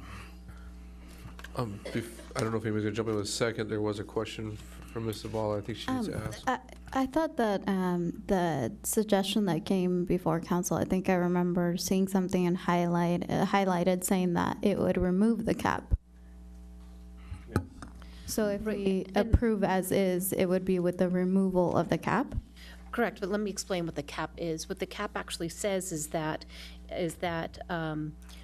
if somebody has a project whereby their contribution would be more than 20,000, they would have to install art, and they cannot put it into the Art and Public Places fund. That's the cap I'm talking about. There is no cap currently that specifically talks about if your project is a certain amount of money. Well, the cap is there's the a rates cap. that we've set. No. The cap that I'm talking about is specifically on page 17 of your packet. And it's right in the center of the page. It's B as in boy. So basically what we currently have is we have a situation where if somebody has a substantial amount that they need to either do an in lieu fee contribution or place art in public places, like on their property or something like that, we only accept up to $20,000 for the in lieu fee contribution. We don't talk about a cap in terms of, well, we cap everybody's contribution at X number of dollars. So what it was is that way back when we were discussing this, that came up is that the 20,000 cap means, look, you can't go put in some art for $20,000. So rather than going through all the trouble, the planning and everything else on something that has such a low valuation, that would just go into the fee. But then the conversation's taking place, there is no cap per se on the amount, but the cap that's in effect is the percent that commercial, retail, and we can't charge more than what the ordinance says. So the cap is the percentage that's there now. And if somebody wants to reduce those percentages, I would say that would be a conversation for another day. What I think would be important, why I made the motion, is that we move this along to get the language cleanup that we need, and then come back, and if everybody wants to revisit these other issues, but essentially everything else is status quo at this point. So rather than continue this to further discussion, I would say we could go ahead and dispense with this item by getting the cleanup language going, and then come back and revisit whatever anybody else wants to take up later. I see what you're saying. Is there a second on that motion?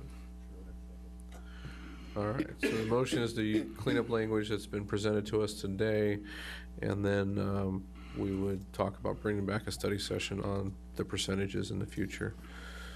Can I get Yes. clarification? Go ahead. Okay, you're talking about cleanup. Now, are we gonna keep that .75, It is right now, yes. .05? Yes, residential development is 0.5, commercial development and industrial development is 0.75 at this point. See, and that can be thousands and thousands of dollars. Millions. And that's why I think it needs to be brought back for a study session so we can study more. But if that's what's in the approval, then I will not vote for that. It's not being changed yet, correct? Huh? That's not being proposed for a change yet, correct? Not Yeah. until after the study session. Can I put an amendment in for the short term anyway, Mr. Betts, and the amendment being that we reduce the industrial development project fee from 0.75 to 0.25 temporarily? I think we'd be better off with a study session to look at this. I mean, this was a really long process through many, many meetings back and forth between the planning commission and the council. And I appreciate that. I would be willing to look at that, given the large amounts of money, but I don't think at this point in time, this is the time to do that. The only reason I bring that up is we have numbers of people that are building right now that are going to be subject to the 0.75 if we don't change it. Well, why don't we go with a universal rate that's the same as the commercial and everybody else? Well, the commercial is 0.75. It's already the same. The residential. Residential is Residential smaller. is 0.5. Okay, so why don't we just keep it uniform and go with 0.5 if you want to make that amendment? I think because we're talking about massive amounts of money from my standpoint, I think that what we're trying to do is theoretically raise money and put art into the community. And, for instance, a $400 million project is going to bring in a $3 million fee. Okay, I'm willing to amend the motion to include that the rate in the industrial area be brought down to 0.25. All right, so the current rates are 0.5, 0.75 for commercial development, and then the amendment to the motion would be 0.25 for the industrial rate. There's an amendment to the motion. It's a friendly amendment. You both agree on it, so the mover and the second stays the same. Have you captured that, Mr. City Clerk? Yes. All right, with that captured, is there any other comments on this item at this time? Okay, I see none. Please vote.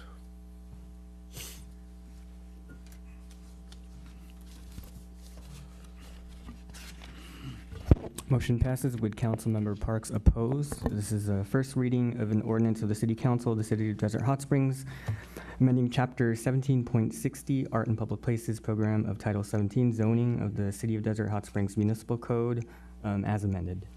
The ordinance will return at the next meeting for second reading and adoption. Thank you very much, and we will have, stay tuned, there'll be another study session on this in the future. All right, item number 5 is the next few items will probably go pretty quick. Item number 5 is the annexation number 22 to the City of Hot Springs Community Facilities District number 2010-1 services for APN 665-030-037 located at the southwest corner of Cabot Road and San Jacinto Lane. Community Development Director, or I'm sorry, Administrative Services Director, Mr. Tanner. Thank you, Mr. Mayor and City Council. Excuse me. Currently existing new development generates insufficient general fund revenues to pay for expenses serving the area. These expenses include landscape maintenance, lighting, drainage, basin services, et cetera. And this process is necessary for the project to annex into the district, and I'd be happy to answer any questions that the council has. At this time, we'll entertain questions for staff. See, yes. So this is joining an existing taxing area, correct? Correct. Thank you. Any other questions for staff? If I see none, we'll open the public hearing. Would anybody like to speak to this item? Take any public testimony at this time. Final call. I will close the public hearing and city council can now discuss. Have any questions for staff? I see none. I will take a motion to adopt a resolution calling for the election. So moved. Motion is to call for the election. Is there a second? Please vote. City clerk? Motion passes unanimously. All right, please hold the election and canvass the election.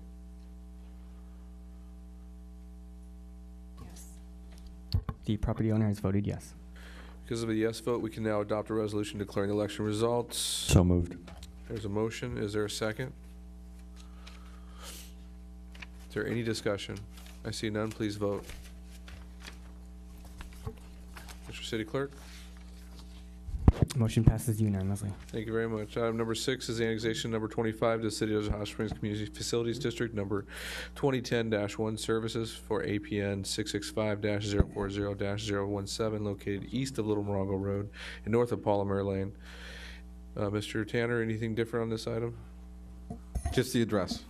Thank you very much. I'll entertain questions for staff. Is there any questions for staff? See none, I'll open the public hearing and take any testimony. Would anybody like to speak to this item? I see none. I will close the public hearing at this time. City Council have any discussion or questions for staff? I see none. I'll take a motion to adopt a resolution calling for the election. So moved. Is there a second?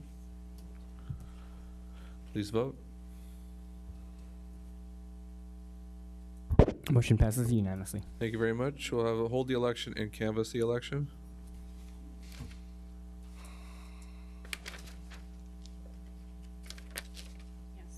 The property owner has voted yes. With that, I'll take it already. Only a second. So moved.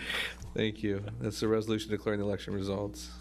Second, any other discussion? I see none. Please vote. Motion passes unanimously. Thank you, Mr. City Clerk. Item number 7 is annexation number 26 to City of Hot Springs Community Facilities District number 2010-1 services for APN 665-110-004 located at the east of Little Morongo Road, north of Dillon Road. Any different on this besides the address, Mr. Tanner? No, sir. All right. Entertain any questions for staff? I see none. We'll open the public hearing at this time. Is there any testimony on this item? I see nobody coming forth. I will close the public hearing and then any discussion for staff. I see none in the queue. We'll now take a motion to adopt the resolution calling for the election. I have a motion. Is there a second? Please vote. Motion passes unanimously. Thank you, Mr. City Clerk. We'll hold the election and canvass the election, please. The property owner has voted yes. Thank you very much. The adoption of a resolution declaring the election results. So moved. There's a motion. Is there a second? See a motion, a second. Any more discussion? I see none. Please vote.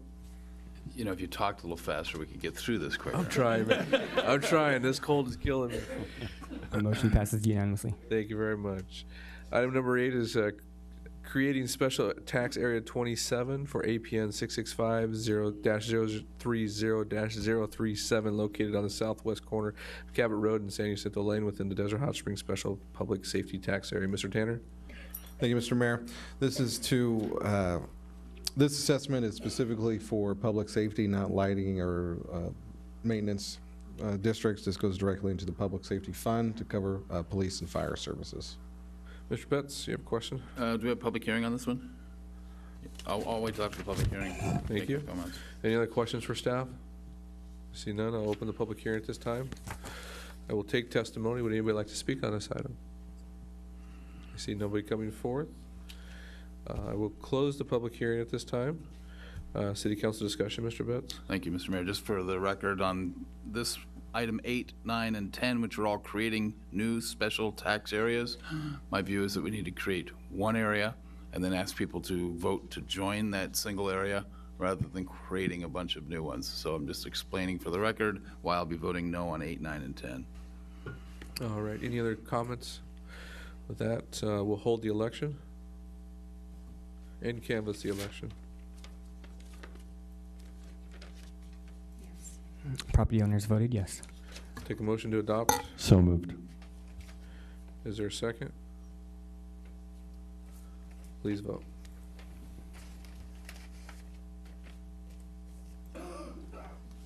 Motion passes with Councilmember Betts opposed. All right, number 9, we'll be creating a special tax area 30 for APN 665-040-017 located north of Palomar Road, east of Little Moraga Road within the Desert Hot Springs Special Public Safety Tax Area. Mr. Tanner, anything different besides the address on this item? No, sir. I'll entertain any questions for staff. I see none. I'll open the public hearing. I'll take any testimony on this item. See nobody coming forth at this time. I will close the public hearing. And any more discussion by council to staff? I see none. We'll hold the election and canvass the election at this time. Property owners voted yes. Take a motion to adopt this ordinance. So moved. Is there a second? No other discussion, please vote. Did he say yes or no? He said yes. Motion passes with Councilmember Betts opposed. Item number 10 is creating a special tax area 31 for APN 665-110-004 located north of Dillon Road and east of Little Moraga Road within the Desert Hot Springs Special Public Safety Tax Area. Mr. Tanner, anything different on this item besides the address? No, sir. Thank you very much. I'll entertain any questions for staff. See none. I'll open the public hearing at this time. Take testimony. I see nobody coming forth. I will close the public hearing at this time, and we will hold the election and canvass the election. Property owners voted yes. And make a motion to So adopt. moved. Okay. Is there a second? No more discussion. Please vote. Motion passes with Councilmember Betts opposed. Thank you very much. Mr. Mayor, can we have a 5-minute recess? I will give you 5 minutes. Absolutely. We'll be back in 5 minutes.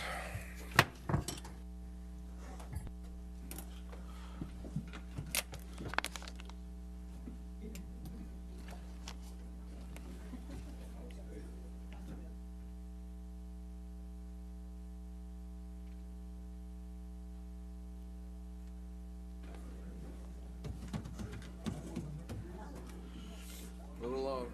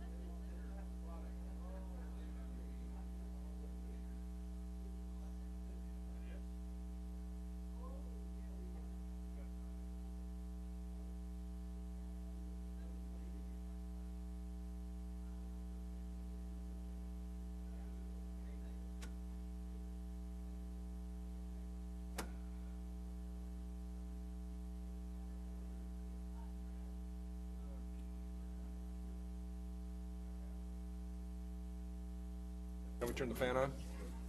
I want the air off. I did, I just shut it up. God, I'm freezing.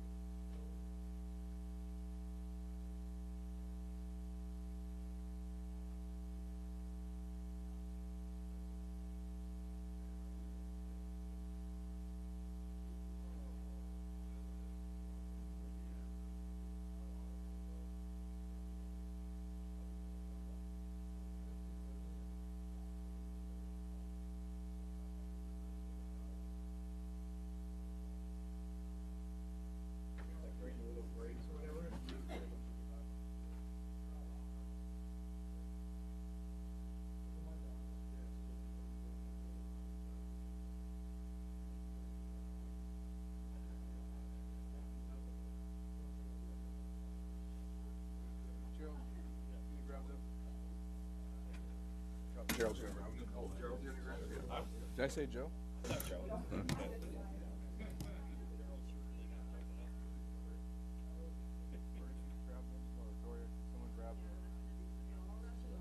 Grab the council members.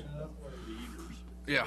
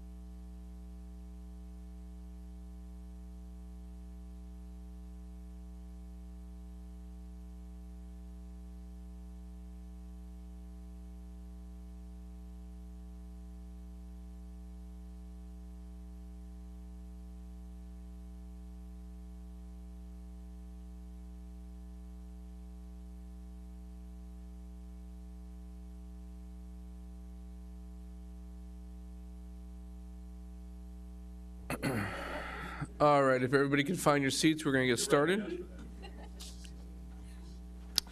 We're now going to our administrative calendar. This is item number 11. This is the audited financial statements for fiscal year 16-17. Mr. Tanner? Thank you, Mr. Mayor. So I am proud to present the financial audit that the city goes through every year. And this is definitely a long process that staff goes through with the auditors. So I wanted to thank my staff for all their hard work and everything they put together. It's certainly not an easy task to do. We have a checklist of about 4 pages long that we have to get through to provide all the necessary information to the auditors in a timely manner. So I wanted to thank them personally for all the hard work that they put in. And then also as regards to the audit, I think it's a very good audit. I'm proud of the results. I think it shows a lot of positive, and it shows that we are taking steps in the right direction for the city financially. Between this audit, the audits in the past few years, we've had surpluses each of the last 3 years. We've also received an A rating from Standard & Poor's. So we've made a lot of headway the last couple of years financially for the city. But with that being said, we still have a little bit ways to go as far as dealing with some of our obstacles. Rising costs of insurance, county services, and obviously CalPERS is the largest one. But I think we'll get there eventually. Just need a little more hard work as we go forward. So with that being said, I'd like to present our lead project manager from the Poon Group, Mrs. Frances Coe. She's a partner with the Poon Group. She has 14 years of accounting and auditing experience working with governmental agencies, not-for-profit, employee benefits plans, etc. She also has a particular expertise in conducting financial audits under GAO Yellow Book standards and compliant audits in accordance with uniform guidance. She has a lot of experience. She's very knowledgeable about the process, and I'd be happy to turn it over to her for her report to the council. Good evening, Honorable Mayor and a member of City Council. Again, my name is Frances Kuo, one of the partners of the Poon Group, and thank you for the opportunity to present the audit result today. And I have prepared a presentation tonight that I will go over the audit result. So in the content, we're gonna talk about the scope of work and talk about the project team and some of the required communication related to the audit and the management and auditor's responsibility. And of course, very importantly, I'm going to go over the financial overview of the financial statement and the new GASB pronouncement that's implemented during the year. And lastly, talking about the audit result for the year. So we are engaged to perform the audit of the basic financial statement, and including the financial statement audit is also the audit of the Health and Wellness Foundation, and also perform agreed upon procedure for the gain limit and the transient occupancy tax. So besides myself, there's also a concurring partner which performed the engagement quality control review. It's Mr. Kenneth Poon. He is the managing partner of the firm. And also we have Gary Caporici, who is our GASB specialist, who has over 40 years of experience in conducting audit, and it also is very knowledgeable and a great asset to the audit team. So part of the requirement in accordance with AICPA auditing standard is that we need to communicate certain communication item with those charged with governance. And we need to talk about the responsibility of the audit and talking about the significant accounting practice, the disclosures, and the estimate, which are issued in our communication letter that's been given to the council here. And most important disclosure is disclosing the Note 1 to the financial statement. It talks about the significant accounting policy that the city has.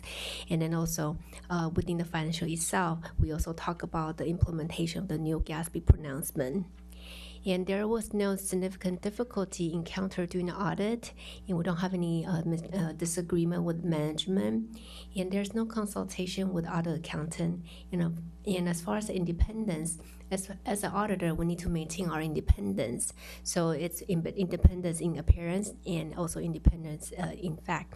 So that we need to conduct an audit in order for us to conduct an audit. And also part of our annual assessment is about management's skill, knowledge, and experience.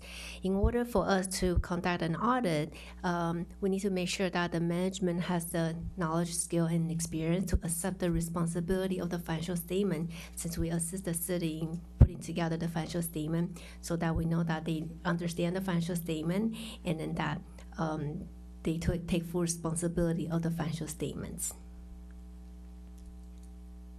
So as management, the management is responsible in prepare the financial statement in accordance with generally accepted accounting principle in the United States, and that they need to make sure the financial statement are free from material misstatement, and making sure that there's sound accounting policy and establish internal control to prevent and detect fraud, and also to prevent and detect fraud, and also provide documentation that's needed for us to conduct the audit and prepare all the disclosure schedules, and then also the supporting documentation to support the amount in the financial statements.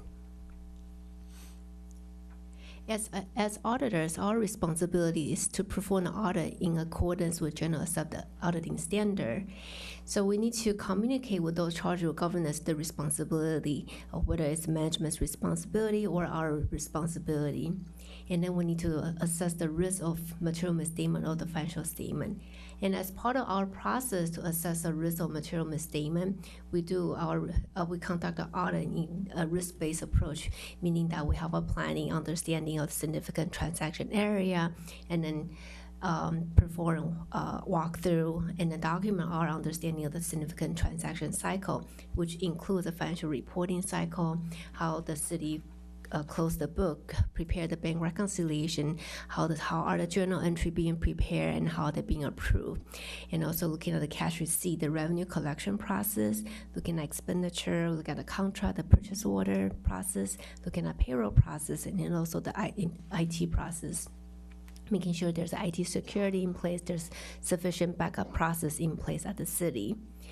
So after we conduct our analysis or our evaluation of internal control, then we can design our testing of the year-end, the account balances during our year-end phase of the audit.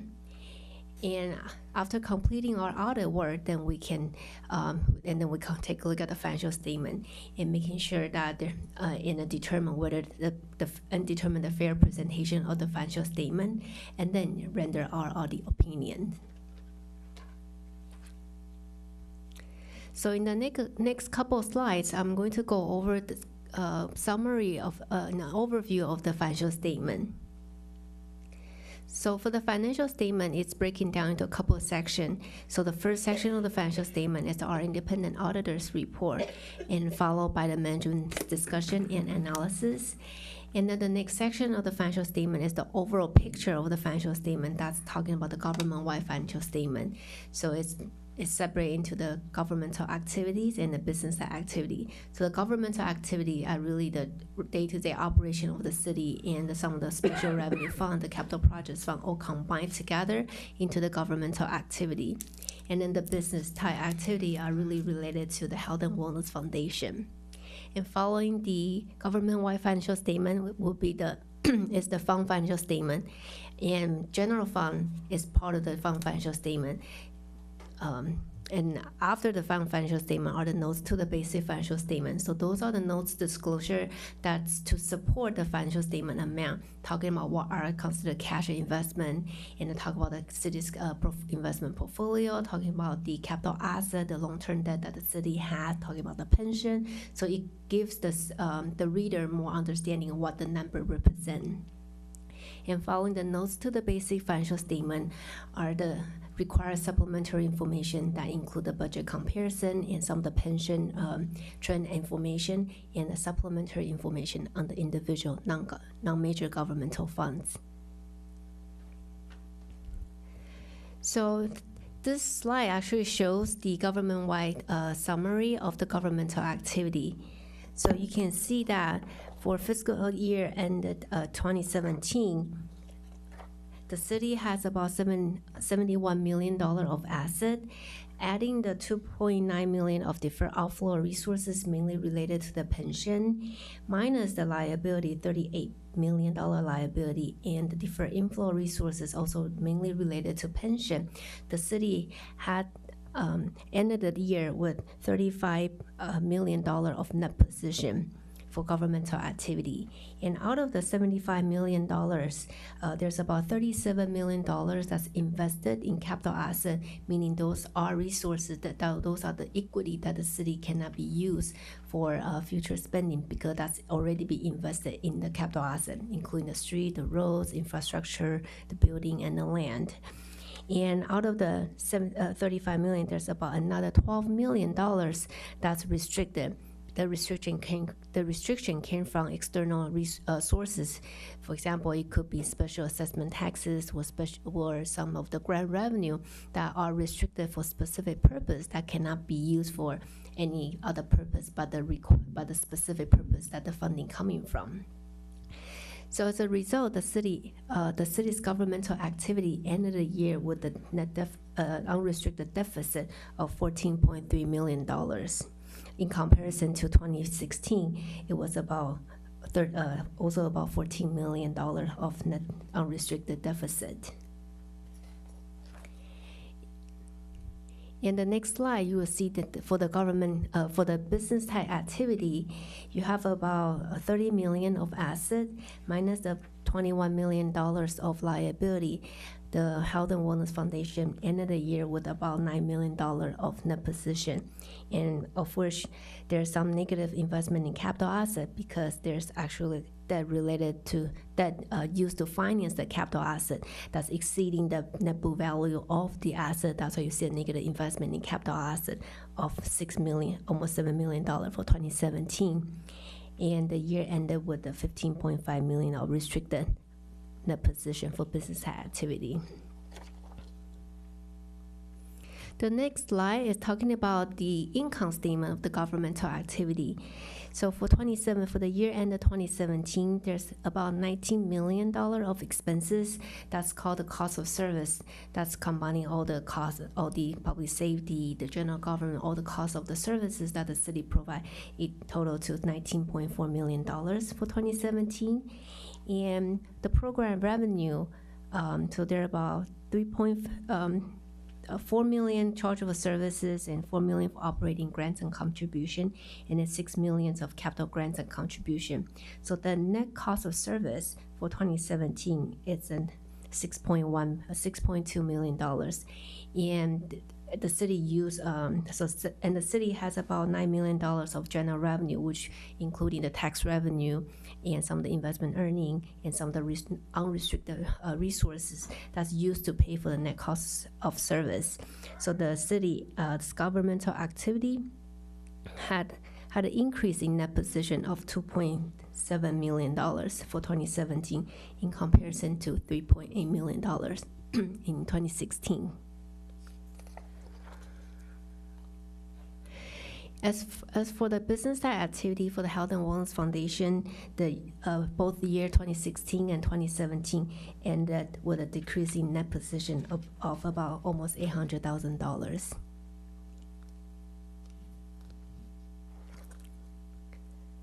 So the next slide is talking about the general fund. So general fund is the main operating fund of the city. So how did the general fund look at the end of 2017? So at the end of 2017, the general fund had $11 million of asset, and minus the $2 million liability and $500,000 of deferred inflow resources, the city's general fund ended the year with $8.5 million of fund balance. And of the $8.5 million of the fund balance, about $55,000 are non-spendable, meaning those are things related to prepaid items for resources that has already been spent that cannot be spent again. So that the remaining $8.4 million, the city has already assigned that fund balance for future operation. In comparison to 2016, the assigned fund balance was at $6.2 million. So there's about $2.3 million increase in the general fund assigned fund balance compared to 2016. And if you look at the slide, it's about the public safety special revenue fund. You also see some, even though there's a negative, there's a deficit for the public safety fund of $2,000, but it's actually a decrease of a deficit from $47,000 to deficit $2,000 from 16 to 2017. And in this slide, it's comparing the general fund, basically the general fund's income statement to see how the general fund's doing compared to 2016. So for revenue, the general fund had increased its revenue by $2.5 million to $11.8 million for 2017. And minus the expenditure that the general fund incurred in amount of $6.3 million, and then minus some of the other financing use, meaning it's resources that's been transferred to other funds to help subsidize other funds. So the general fund had an increase of fund balance of $2.2 million compared to $2.3 million increase in fund balance in 2016.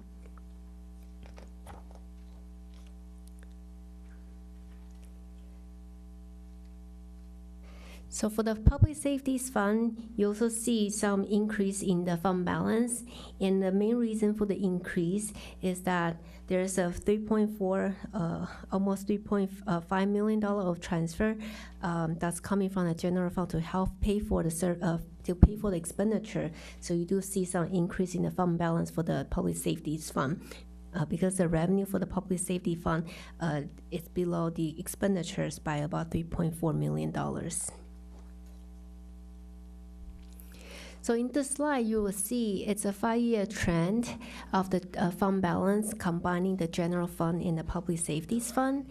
You see that for the general fund and the public safety fund combined, it went from $3.2 million in 2013 and went down to $1.6 million in 2014. And starting from 2014, you see a steady increase about $2 million each year to gradually build up the general fund balance to $8.5 million. So you do see there's an improvement in the general fund's condition that the city gradually to build out its reserve, which is a good sign for the city, and the city is moving to a good right direction in bringing a fund balance for the general fund.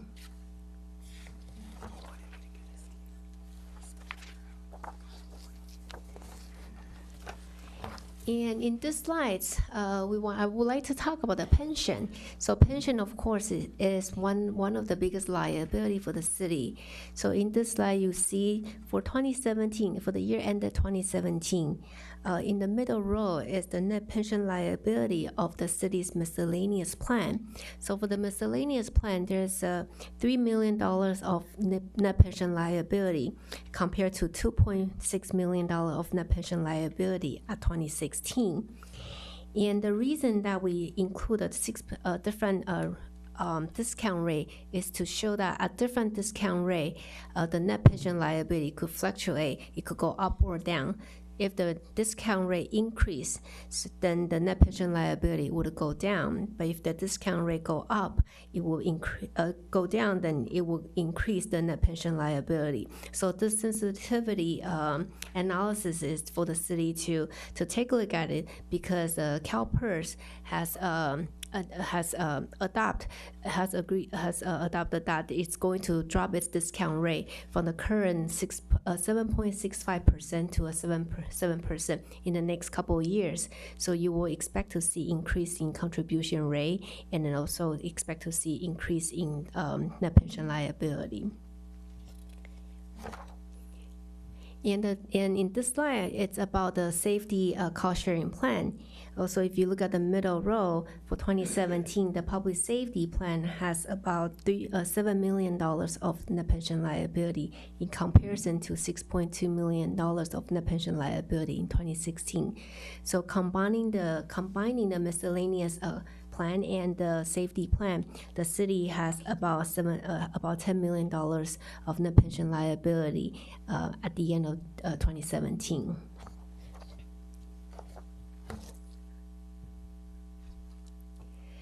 So the new accounting standard, the government accounting standard board statement number 77, 78, 80, and 82 are the new pronouncements that are effective for fiscal year 16-17, and we have assisted the city in implementing these statement, and there's really no material changes or material impact to the financial statement amount for 16-17 as a result of the implementation.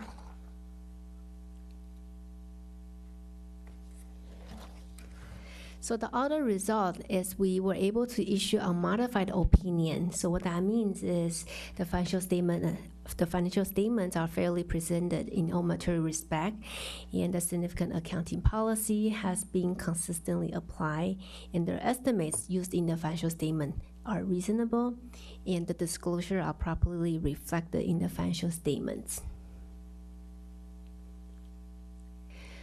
We do have an emphasizes matter and a significant deficiency noted for the city's financial condition.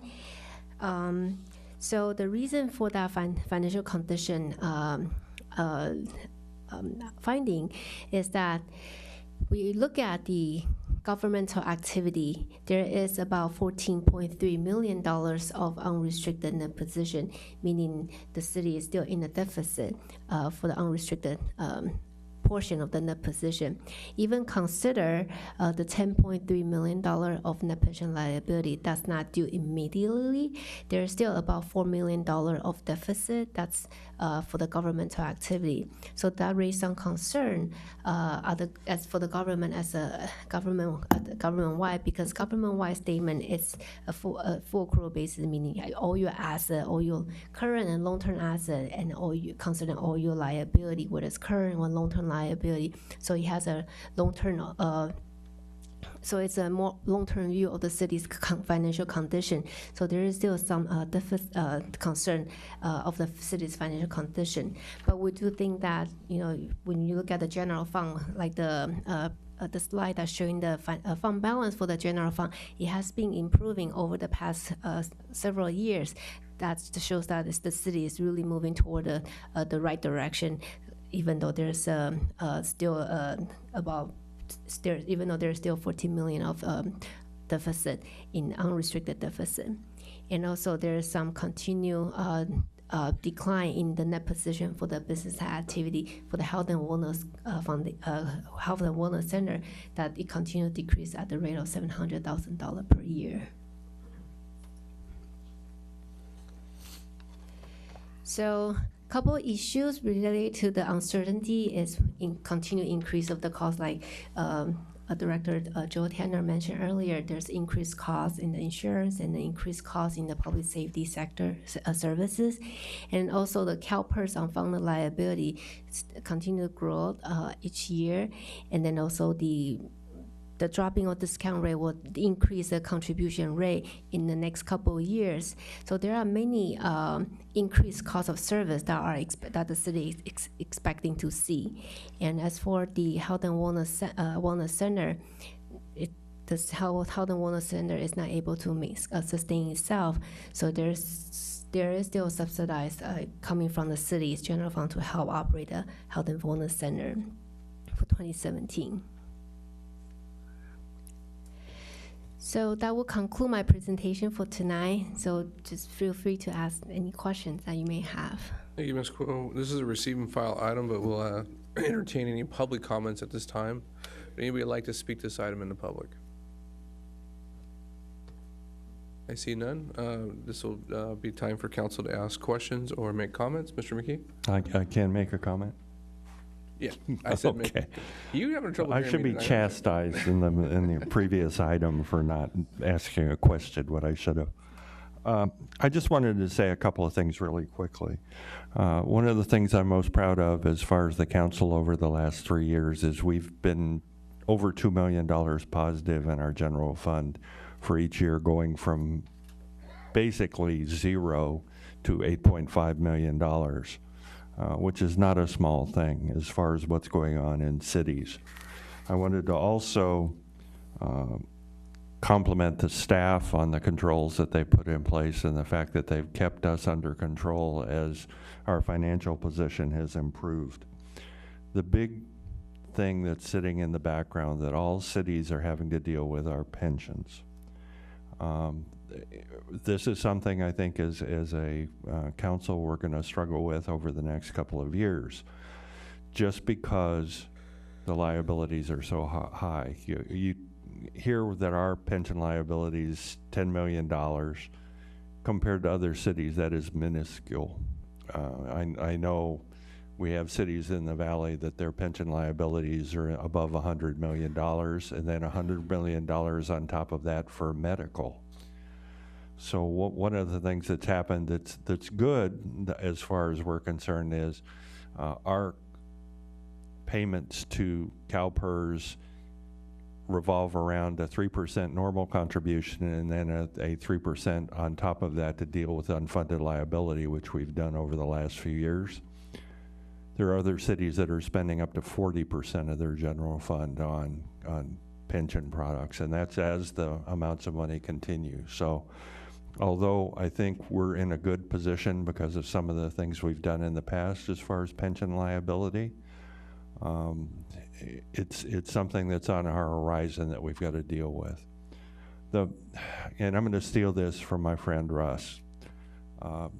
Most of those monies that we have created and saved over these last years have had nothing to do with marijuana.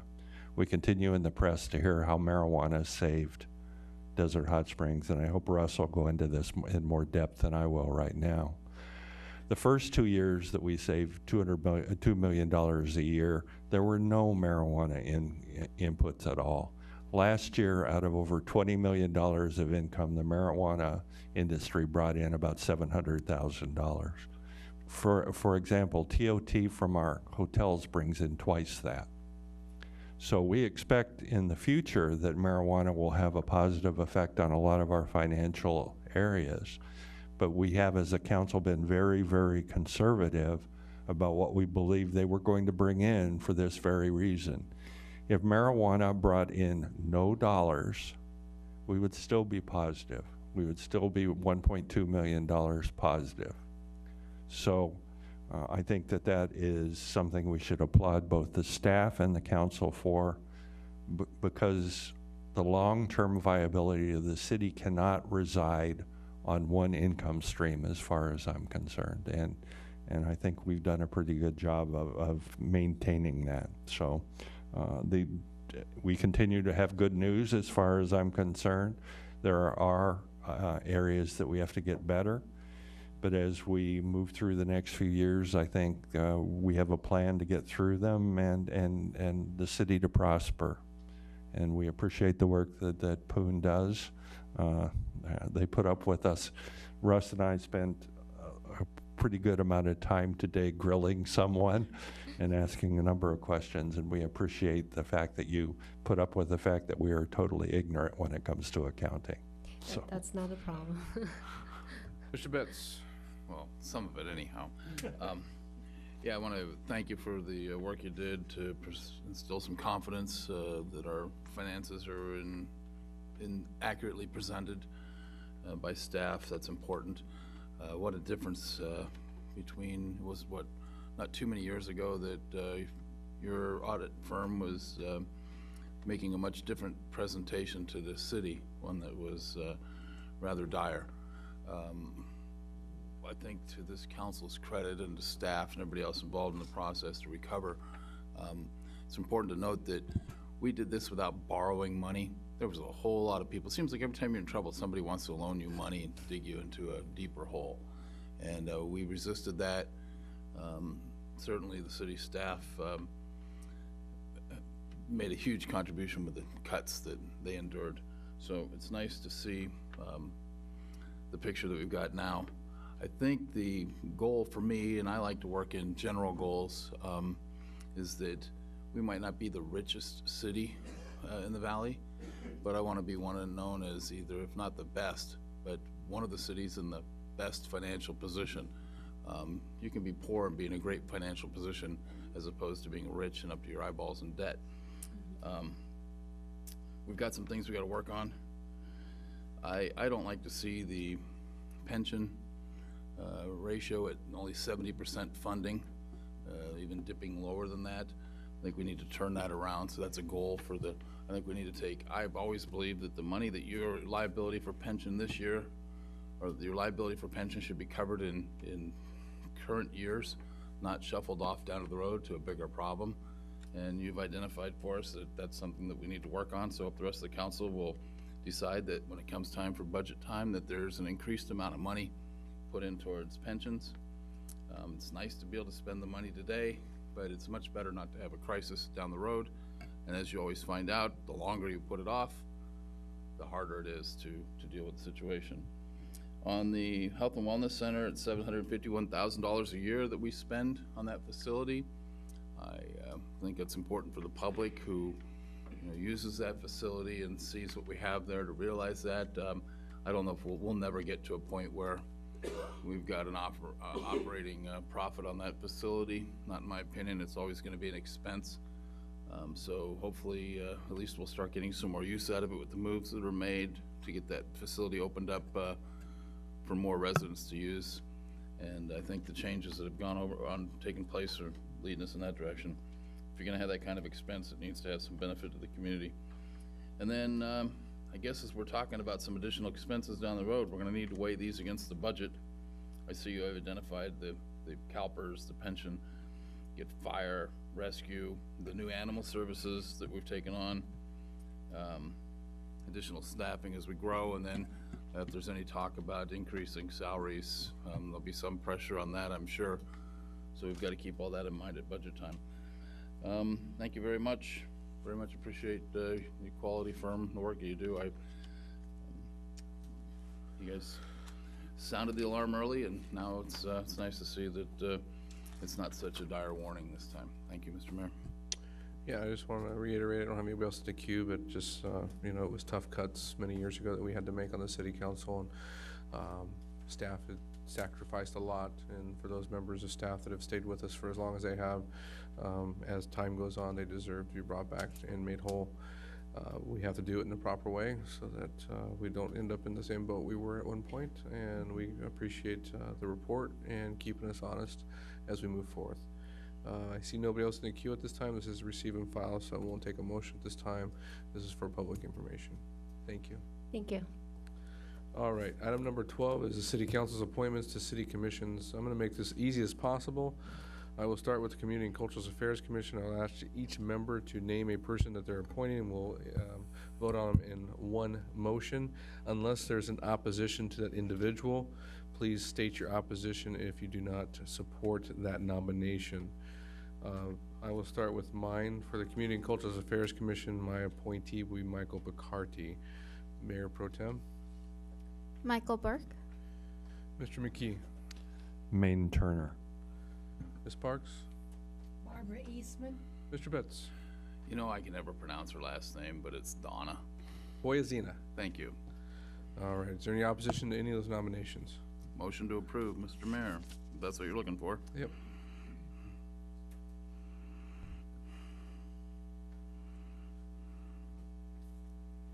Why don't we just do them all as one shot after we get them all done? Is that what we're doing? I'm going to do each commission separately. Okay. Because he has to type it in. Yeah. All right.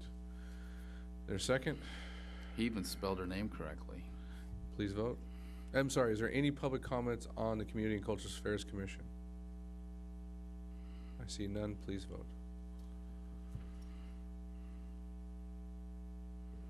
Motion passes unanimously. Item number 2 of item 12 is the Planning Commission. My appointment will be, I will be reappointing the chairman of the Planning Commission, Mr. Dirk Voss.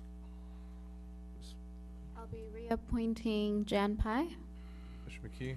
I'll be reappointing Larry Buchanan. Ms. Parks. I am going to abstain from making an appointment at this time. I understand there is a quorum. I still want to interview some people. Mr. Betts. Scott. Delatorre. Yes, thank you. All right, if there's any opposition to that, Ms. Parks will come back hopefully in 2 weeks with a nomination. Sorry, I just want to state that's my existing person reappointing. This being noted at this time, is there any public comments to the Planning Commission?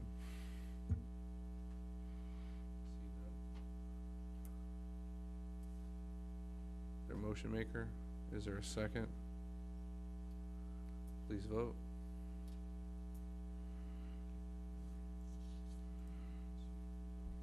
Motion passes unanimously. For the item number 3 of item number 12 is the Public Safety Commission. I'll be reappointing Donna Lozano. I'll be reappointing Nina Duarte. Mickey? I will be reappointing Walt Meyer. And I will be reappointing Lee Eastman. Betts? And I will be appointing Ted Meyerhoffen. Is there any opposition to this? Wait for the motion to be brought up on the screen and a maker in a second. Is there any comments to the Public Safety Commission at this point? I see none. Close public comments. Wait for the city clerk to bring it up on the screen. Sorry, I didn't catch Councilmember Parks' appointment. Thank you.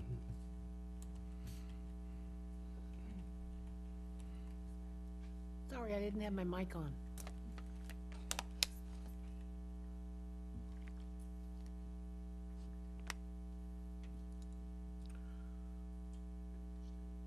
Second? Now, Please. wait a minute, you've got Barbara Eastman. It's Lee Eastman. I apologize, I corrected. She's going to serve on 2 commissions. You have it noted? Yes. No need to change it. Please vote. It's noted verbally.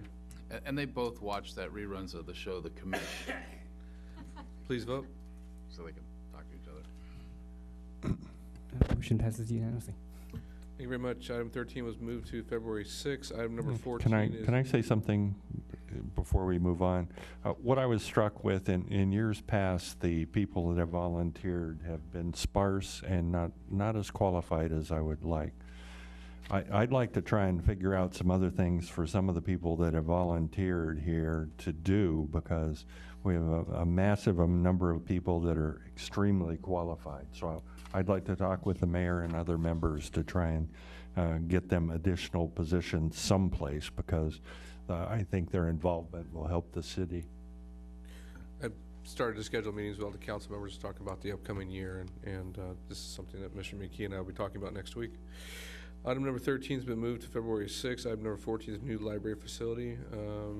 Mr. Rainey. Good evening, Mayor Pro Tem, and council members. This is an item regarding a potential opportunity for the construction of a new library facility on a county-owned parcel within the city of Desert Hot Springs.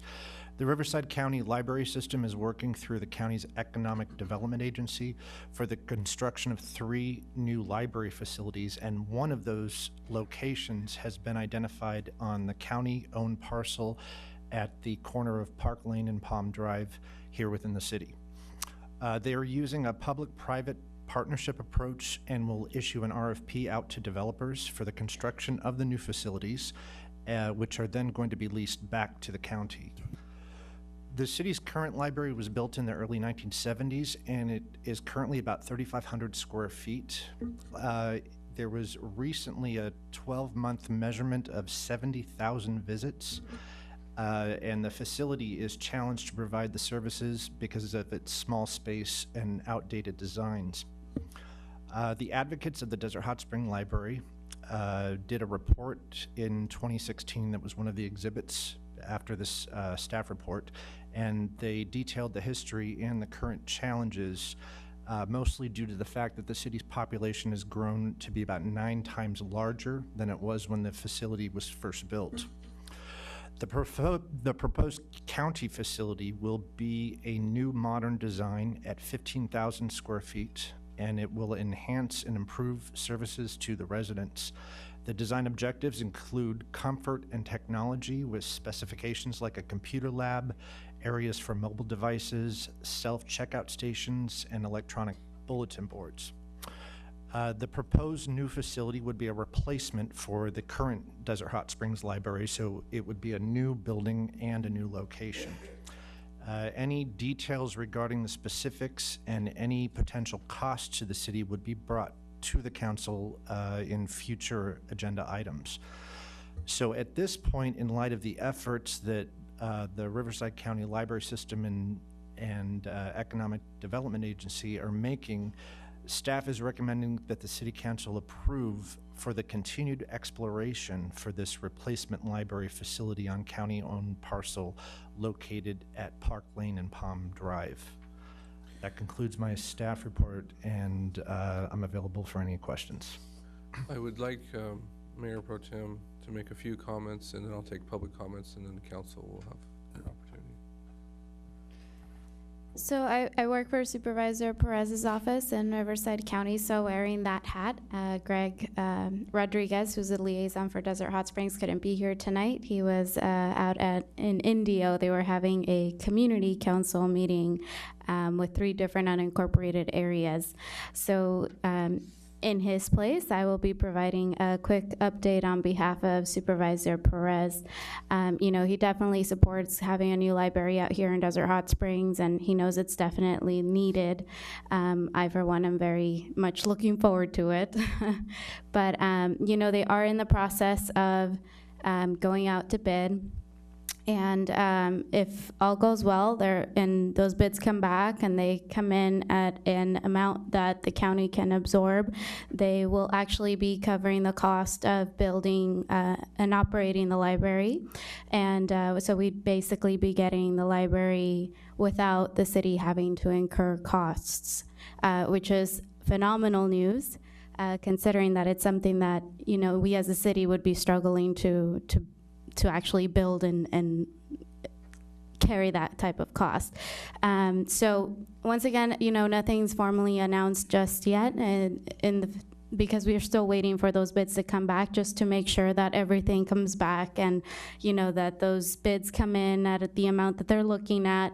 We don't anticipate any problems with that, but once that does come out, then it will be the official green light. But as I mentioned, it's something that he fully supports and he's committed to. So we're very excited and very happy that this will be happening in our community. It's definitely needed.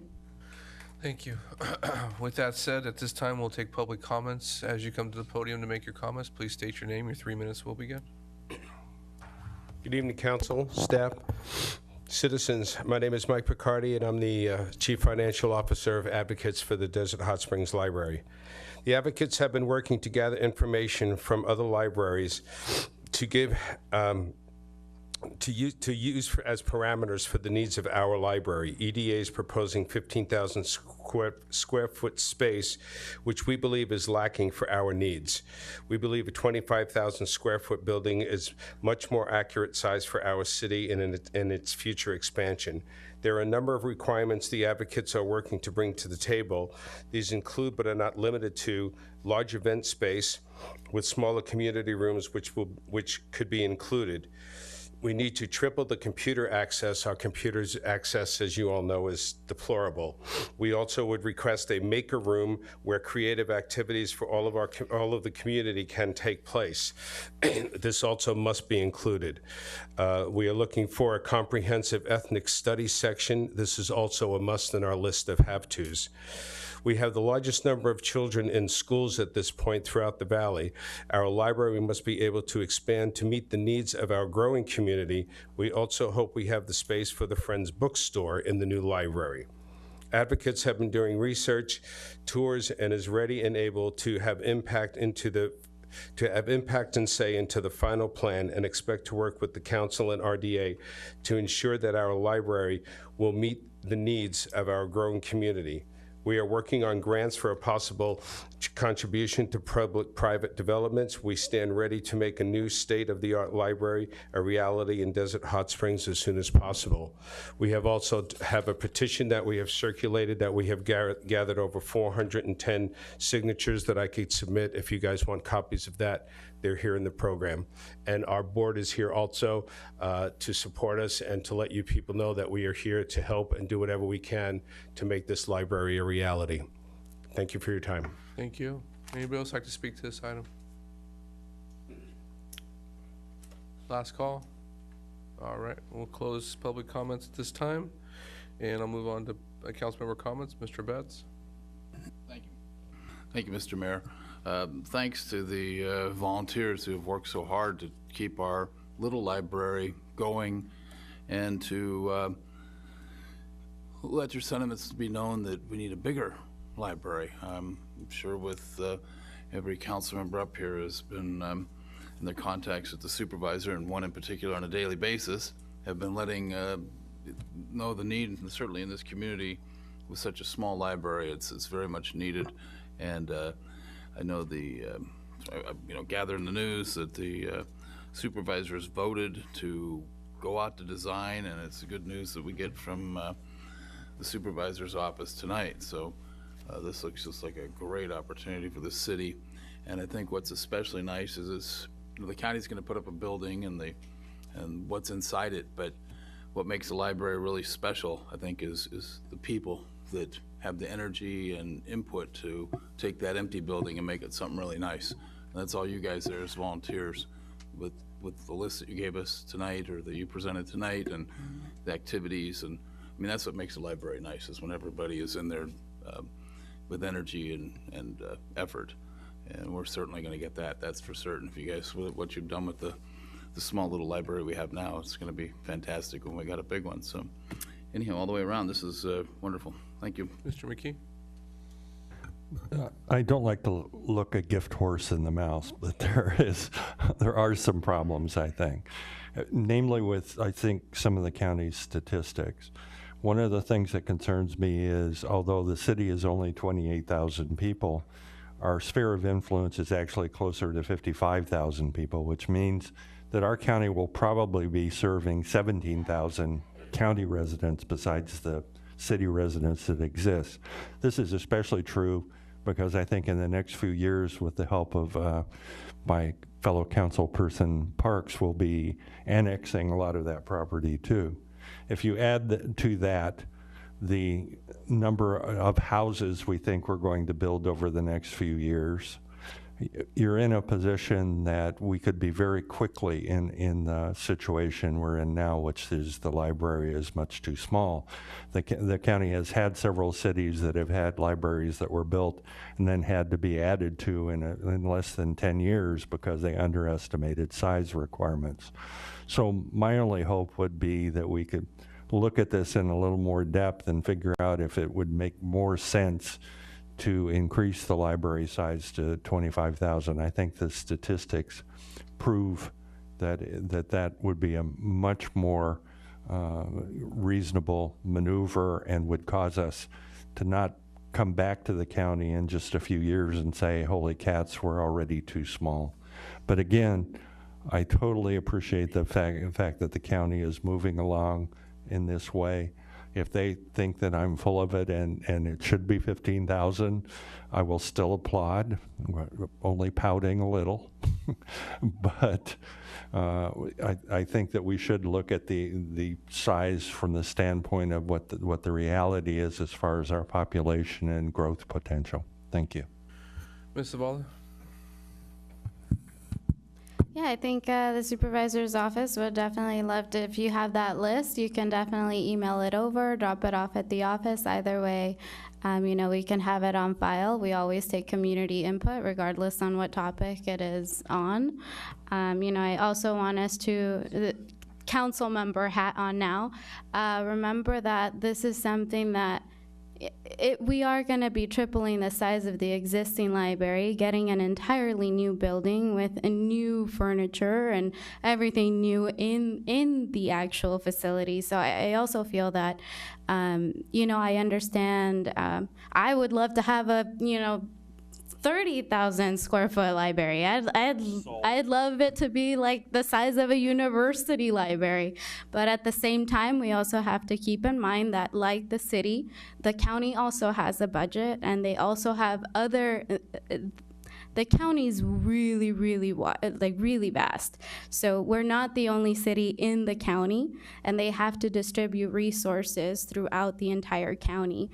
I'm definitely happy to see this coming forth. It's something that's been long overdue. I recall we were once promised a library, and then we never got it. So I'm to be honest, I want to see a library coming up, period. It is my understanding that the way that the building will be designed will be in such a way that will allow for expansion in the future. And then the other thing too, in regards to other county libraries being built and then needing to be expanded, that was because at that point the county was not leaving enough wiggle room for future growth in their designs. But some of those libraries were actually 10,000 square feet as opposed to 15,000 square feet. So, you know, that's something at this point they didn't even bother looking at a 10,000 square foot facility because they didn't want to be in that position again. And like I said, it'll be built in such a way that it can be expanded in the future if it's built out and they see that it's not, you know, fulfilling the need in the community. I'm happy to also share that, you know, in speaking with EDA, you know, if all goes well and those RFPs come back and they're within budget, you know, there would also be an opportunity room, which would be the, what you call the makerspace. So it would be an opportunity room that could be used for various things. It could be, you know, whatever's needed, if it's, you know, more computers or if it's sewing machines or whatever it may be. And then they're also looking at community meeting rooms and study rooms as well. I just got to make a couple quick comments. I have a couple more down here. I just want to thank everybody who was involved. I know the advocates and the, friends. I always get you both mixed up, but I can't. I was told you guys keep separate. They've both done a fantastic job. Please pass it on to everybody that's been involved. Mr. McKee, Ms. Zavala. I know when Councilmember Parks was the mayor, she was pushing for a library at one point. Mr. Bett's been on council as long as I have. I think all of us had some sort of talk with some sort of supervisor over the last 10 years about doing this, and it's finally, hopefully, going to be a reality. What we get out of it will be more of a discussion in the future. This is them now committing to going out and looking at what the design's going to look like. So a lot more to come in the future, but I think we move forward, and that's what's important today. Mr. Betts. Yeah, I just, you know, as I concluded my remarks, I realized that I was a little bit remiss in not thanking Supervisor Perez, because it takes that drive and that initiative at the county supervisor dais to think of Desert Hot Springs, and it is as we're reminded by Councilwoman Zavala, it's a big county with a lot of needs, and we are one of 3 cities in the entire county getting a new library, and I'm sure there's other communities that want it. So if you will express back to the supervisor our appreciation for his support of this community, it would be very important to me that you would do that. Ms. Parks? Yeah. I just wanted to make a couple of comments relative to size. Sometimes, since they already own the land, the expense there is already taken care of. And sometimes when you're building a building, adding another 10,000 square feet initially isn't as expensive as it would be if you added on at a later time. So at least there might be a discussion relative to size. All right, been a lot of comments tonight. Is there any other questions? The approval tonight is to approve the continued exploration for the Riverside County EDA for a replacement library facility on the county-owned parcel located at Park Lane and Palm Drive. Mr. Mayor, I'd like to make that motion to approve. There's a motion. Is there a second? And,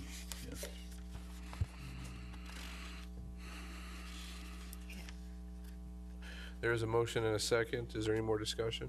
Please vote. Motion passes unanimously. All right, item number 15 is the new City Hall parking lot improvement project. Mr. Community Development Director, Mr. Porras. Mr. Mayor, before we get too far along in this one, I've got to recuse. My wife and I own a hair salon that's within 500 feet of the proposed parking lot. Thank you.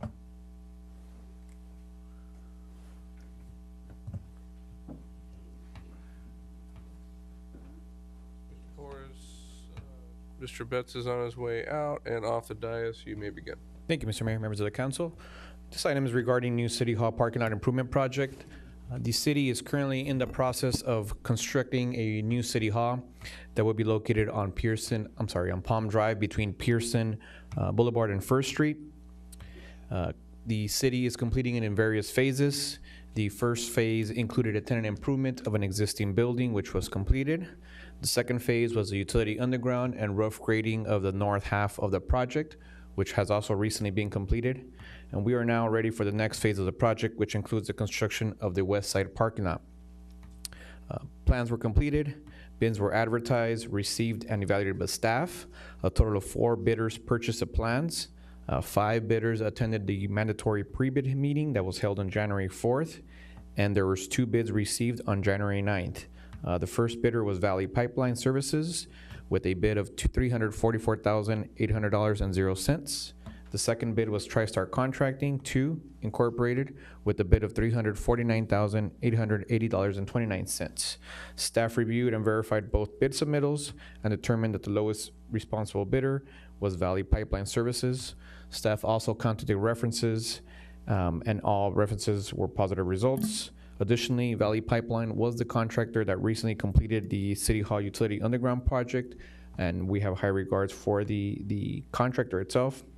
Therefore, staff recommends the City Council award this project to Valley Pipeline Services, Inc. in the amount of $344,800 and include a budget line item of $34,480 for contingency, bringing the total budget amount to $378,280.00.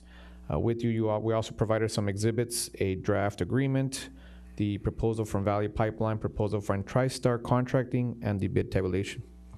That concludes my staff report. I'm glad to answer any questions. At this time, we'll take public comments. Would anybody like to speak to this item? I see none. We'll close public comments. I will take council member comments. I see none. I'll entertain a motion. Whoa, wait 1 second. Oh, there we go. Ms. Parks, Yes, I'd like to move staff recommendation. is there a second? Yeah, I'll second. And open for discussion, Mr. McKee.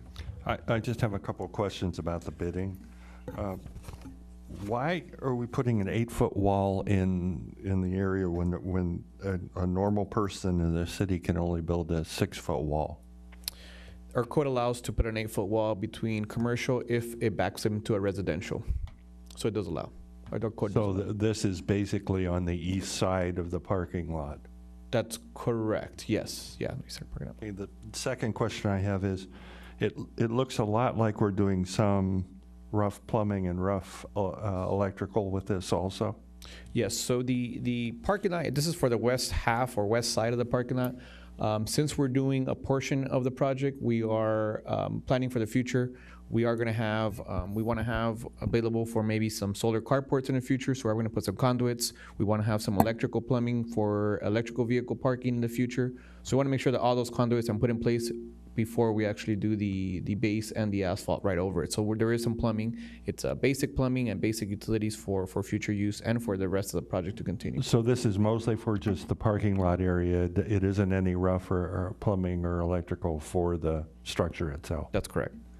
Well, heck, I don't know that I can vote for anything that's planning oriented. All right, I have nobody else in the queue at this time. Any more comments? Please vote. Motion passes unanimously. Thank you. Would you ask Mr. Betts to return to the dais?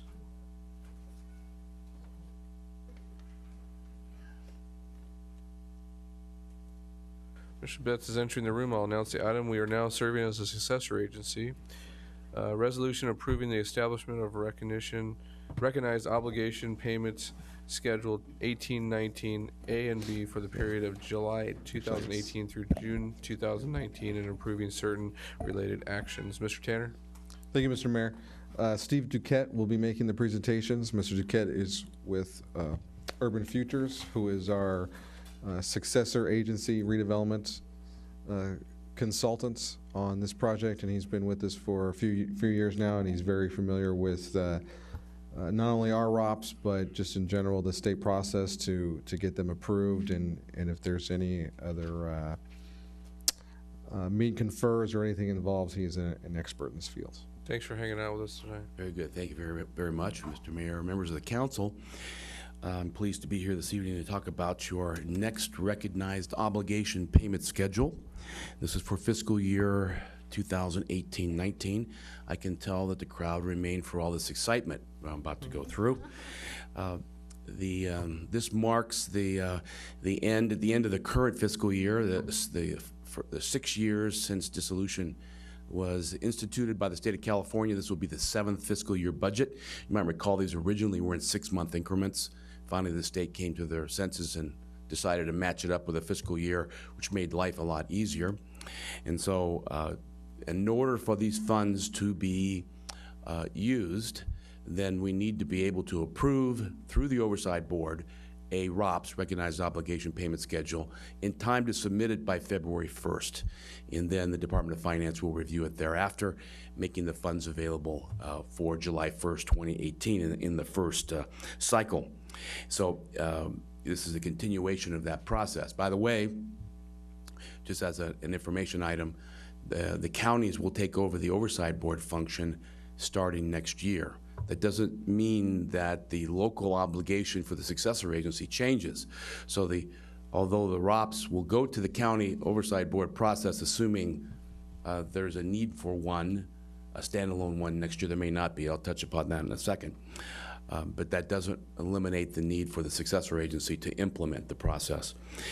What goes on a ROPS are items that are required for meeting financial obligations because of agreements or obligations of whatever sort there might be to implement the successor agency's obligation. This particular ROPS includes about $4.4 million worth of expenditures. My hope is in your agenda packet you actually have the large 11:17 version of a ROPS. Looks like this. If you don't, then it's going to be hard to read. We noticed that it's very hard to read. These are not new items, though, to you, although there is one item that was mistakenly double stated. It doesn't change the amount of money that's needed. It's just that you've got the same thing on 2 lines. And I'll touch upon that in a second. If you add up all the lines that have an item expressed, there's 16 of them. However, of those, 5 of them have been completed last year. And that's why if you look in column J, which you can't read anyway, there's a Y, which means yes, so that's gone. It means there's really 11 once you deduct the double statement.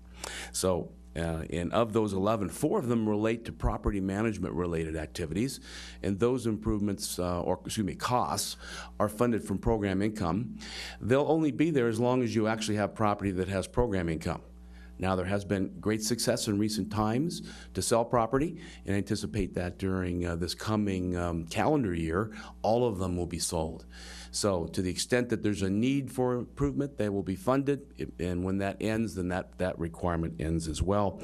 That leaves a balance after that's, those are covered of about 7 that go forward into the future and until they're paid off, till about the end of fiscal year 2038-39, when the last bond payment has been extinguished. Now, to bring your attention to 2 items where you have the overstatement, line 17 and line 41, they state the exact same thing, but only one of them asks for money. And this is the repayment of what's called the CRAF loan. The CRAF is a Supplemental Education Revenue Augmentation Fund. This was an obligation that was created during calendar year 2010. And Desert Hot Springs, very much like many redevelopment agencies in the past, didn't have the money that was being extorted by the state, but did have some housing funds and lent those funds to make that state obligation. That wasn't not enough to feed the tiger, though, because ultimately a few years later, that was the end of the RDAs to get more money for education. So that is stated here. The amount of money that would be entitled to be received is about $50,000. This is the only item that's based on formula. All the rest of them are based upon a schedule of debt. The formula basically means, to the extent there's an increase in supplemental revenue that comes through what would otherwise be called tax increment back in the day, there's a waterfall. The first goes to the pass-through payments to taxing entities. The second portion goes to obligations on ROPS. The third part of it goes to the taxing entities because the money is not needed for the ROPS. So what the state requires is to look at year one and see whether or not there was any pass-throughs at the bottom third rung, and then compare that to the last fiscal year. In this particular case, that results in a number of about $100,000, and up to 50% of that can be used for this payment. We anticipate with those other adjustments occurring to your ROPS that this will accelerate in future years, and we expect that that payment or obligation, in total about $3.4 million, will be paid off within the next 20 years, which is the time that the rest of those obligations pay off, or sooner. I have another client city that was looking at 5 or 6 years to pay theirs off, and they'll have it paid off in 2. This really all depends on how the cash flow works. The rest of the document before you is very formulaic. You have to fill in the boxes based upon the way the state tells you to fill them in. And so that has been done, and I worked collaboratively with your staff to make sure that has happened. So we certainly recommend that the council sitting as the successor agency approves the fiscal year 2018-19 ROPS as presented, with the understanding there will be an amendment. This will be done before the Oversight Board actually sees this. I think we're going to meet with them next week, so that item 41 and 17 are one and the same. So again, that doesn't change the amount of money, it changes where it's reported on the form. So I would appreciate it that the motion would include that correction. And that would conclude my basic presentation. Now, if there are any questions, I'll be pleased to answer them. Thank you. At this time, we'll take public comments. Would anybody in the public like to speak to this item? See nobody coming forth. We'll close public comments. We'll go to council comments. Mr. McKee. I've got sort of 2 questions. First of all, what was the cost of the initial bonds that we're paying off with this amount? Well, are you referring to the refinancing bonds? To all the bonds that we're making payments on with the RDA.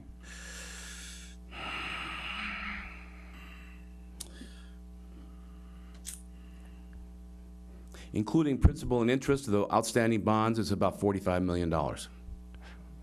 So that's basically why we're in a position we're paying $4 million a year from tax increment, according to the ROP thing that you have 4.919, something like that. Well, the amount of debt service is, let's see, 2.2, it's about 3 mil, a little less than $3 million. Okay, now the follow-up question to that, I just wanted to see how we got into a position, because I thought the debt was somewhere around $20 million, and then we're sort of in a $40 million range. That includes interest? It was 34. In order to fill the ROPS out, we have to fill out the amount, or include the actual payments, including principal and interest. Your outstanding principal balance is not the amount I quoted. Okay. This assumes that you pay this off during its entire term, which, by the way, the state prohibits the acceleration of debt service, even if you had the money. Well, unless it came from your general fund, but it's not big enough yet. You won't ever want to do that, by the way. But you're not allowed to do that. Why? Because they want the cash flow going to the school districts. That's the whole reason redevelopment agencies were dissolved. The second question is this. What is the difference between the tax increment we're receiving to pay for this and what the payment is? Are they equal right now? In other words, theoretically, what was supposed to happen was the tax increment with the money that we spent for the RDA was supposed to increase, and that increment was what was supposed to be used to pay these bonds. Is that correct? No, actually, it's not correct. Okay. Because when bonds are sold versus notes, when bonds are sold, then you have to have the existing cash flow to meet the obligations of that bond issue, as compared to notes, which are interest only. And then at some future point, there would be a tax allocation bond issued to take out the notes. So where was the money supposed to come from to pay for these then? Oh, it was going to come from tax increment funds. Okay, But back in the day, any excess tax increment funds were kept by the redevelopment agency and used for projects.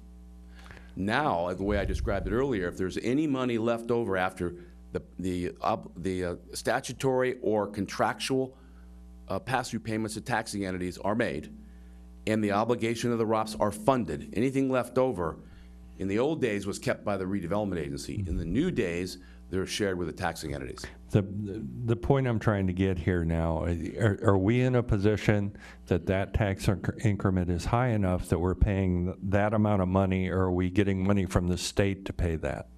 No, the state never contributes money to this. It all comes from property tax funds. It's all local money.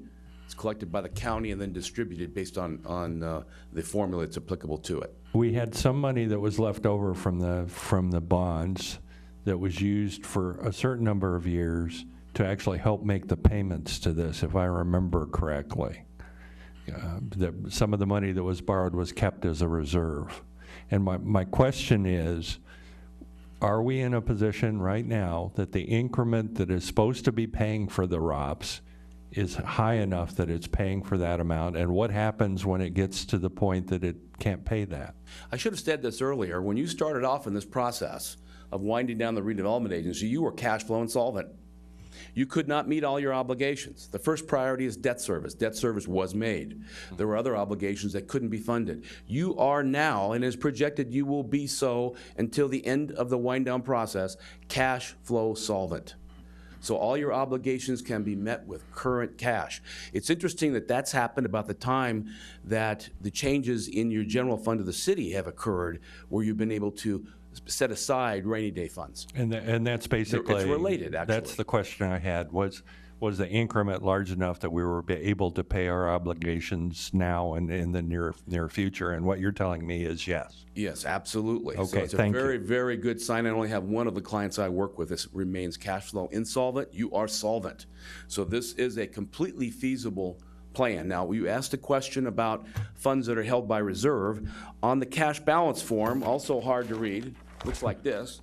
It shows a number in the column C, a little over $2 million. That actually is a debt service reserve held by the trustee. And you might ask, what happens to that? At the end of the debt service process, when it gets down to, in this case, only $2.1 million is left to be paid, this debt service reserve will pay for it. Current tax funds will not, meaning that amount of money will then accrue to the taxing entities. Then the increment comes back to us. And then what happens when it's all gone and all the obligations are paid, then the full amount of the property tax funds will be delivered to the taxing entities according to their applicable formula in the various tax rate areas that are affected by this. Okay, thank you. Sure. I have nobody else in the queue at this time. Sorry. I do not have you in the queue, but please go ahead. Oh, well, I'm on mine. Oh, it must be a different item. Sorry. Okay, there we go. There you go. All right, so it was 6 or 6.5 million, I think it was 6.5 million that was held back at the original funding on that bond. Borrowed, I think it's 34 million. And then they held back 6.1 million that they didn't spend. And now you're saying that's been whittled down to 2 million? Yes, I believe those extra funds were contributed to the refinancing that was done during earlier this year, actually last year, Okay. 2017. That's typically what we have done as financial advisors for our clients, is to contributed that, and then that there's an insurance policy that's purchased to make up for your debt service reserve fund. This coincides with the cash flow solvency of the successor agency, which helped sell these bonds. Okay, now the general fund does not have to fund anything of the wind down. You're absolutely right. RDA. The general fund is not obligated to pay any of this. So our general fund position and the city's position, as we heard in our audit, doesn't have anything to do with whether or not we can continue to make the RDA payments, correct? That's correct. And so it's all based on increment. And Councilmember McKee asked the question, is the increment now sufficient to make the payments? Yes. Okay. And actually, I'll be back to see you in maybe 2 months, plus or minus, and present to you a last and final ROPS. The only difference between that and this one, instead of having one spreadsheet, you're going to have 20 of them. And it'll show you on each line item how it pays off. Okay, now a question So for staff. it's going to answer a lot of questions that might be in your mind today regarding, well, how are you paying that off? Well, actually, we'll show you by year. Okay, question for staff, and I've gotten through the whole meeting being nice, so I'm gonna be a little bit of a smart, you know what. So do we have a shortage of 11 by 17 paper in City Hall? We'll ensure that you get those in the future. Thank you. I guess I could have asked it nice. It's a new year, but what are you gonna do? All right. Well, with this is that- not unique, by the way. I've made this presentation before, and I thought to myself, you know, I should have brought extra ones. I really should have. All right. It's, With all they that, don't fit well on your screen. with all that said, I have nobody else in the queue at this time. I'll accept the motion. What exactly is the motion? Because To adopt you a asked for, resolution of the successor agency to the former redevelopment agency of Desert Hot Springs approving the establishment of the ROPS 1819 AB, the period of 2018 through 2019, approving certain related actions and And that enforceable obligation 17 and 41 will be reflected as a single enforceable obligation instead of two. so moved. I have a quick question for the city attorney. This is citywide, correct? We don't have any consideration with regards to, you know, where people, Conflict of council members' interest. properties are located, do we? Oh, I see what you're saying in terms of, correct, this is citywide. Okay, That's thank you. absolutely correct. Okay, Is there a thank you. second? Any other comments? I see none. Please vote. Motion passes unanimously. Thanks for hanging out with us tonight. Thank you very much. All right. Item number 17 is we are sitting as a city council and the housing authority. This is disposition of the city's property to housing authority and housing authority sale to a private developer. Mr. Tanner?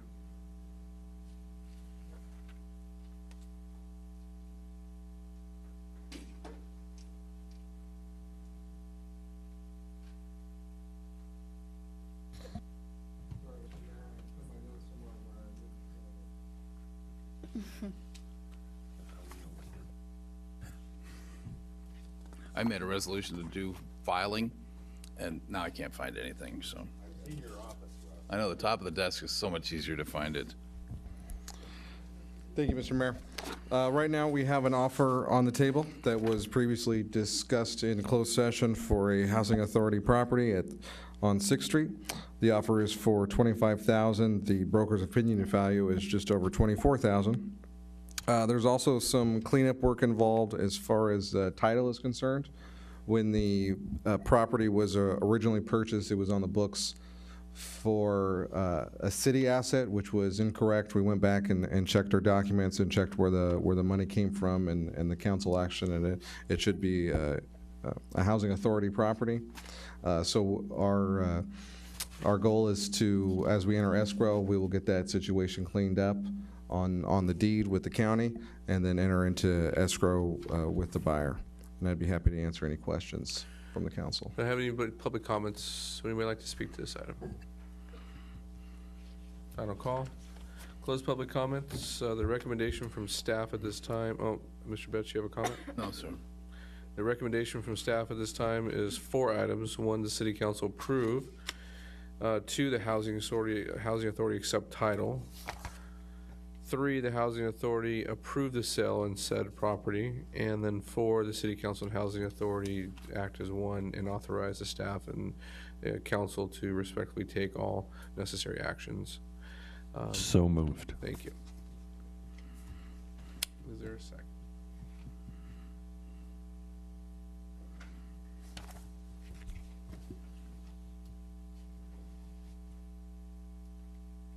There is a motion, a second. I see nobody else in queue to speak. Please vote.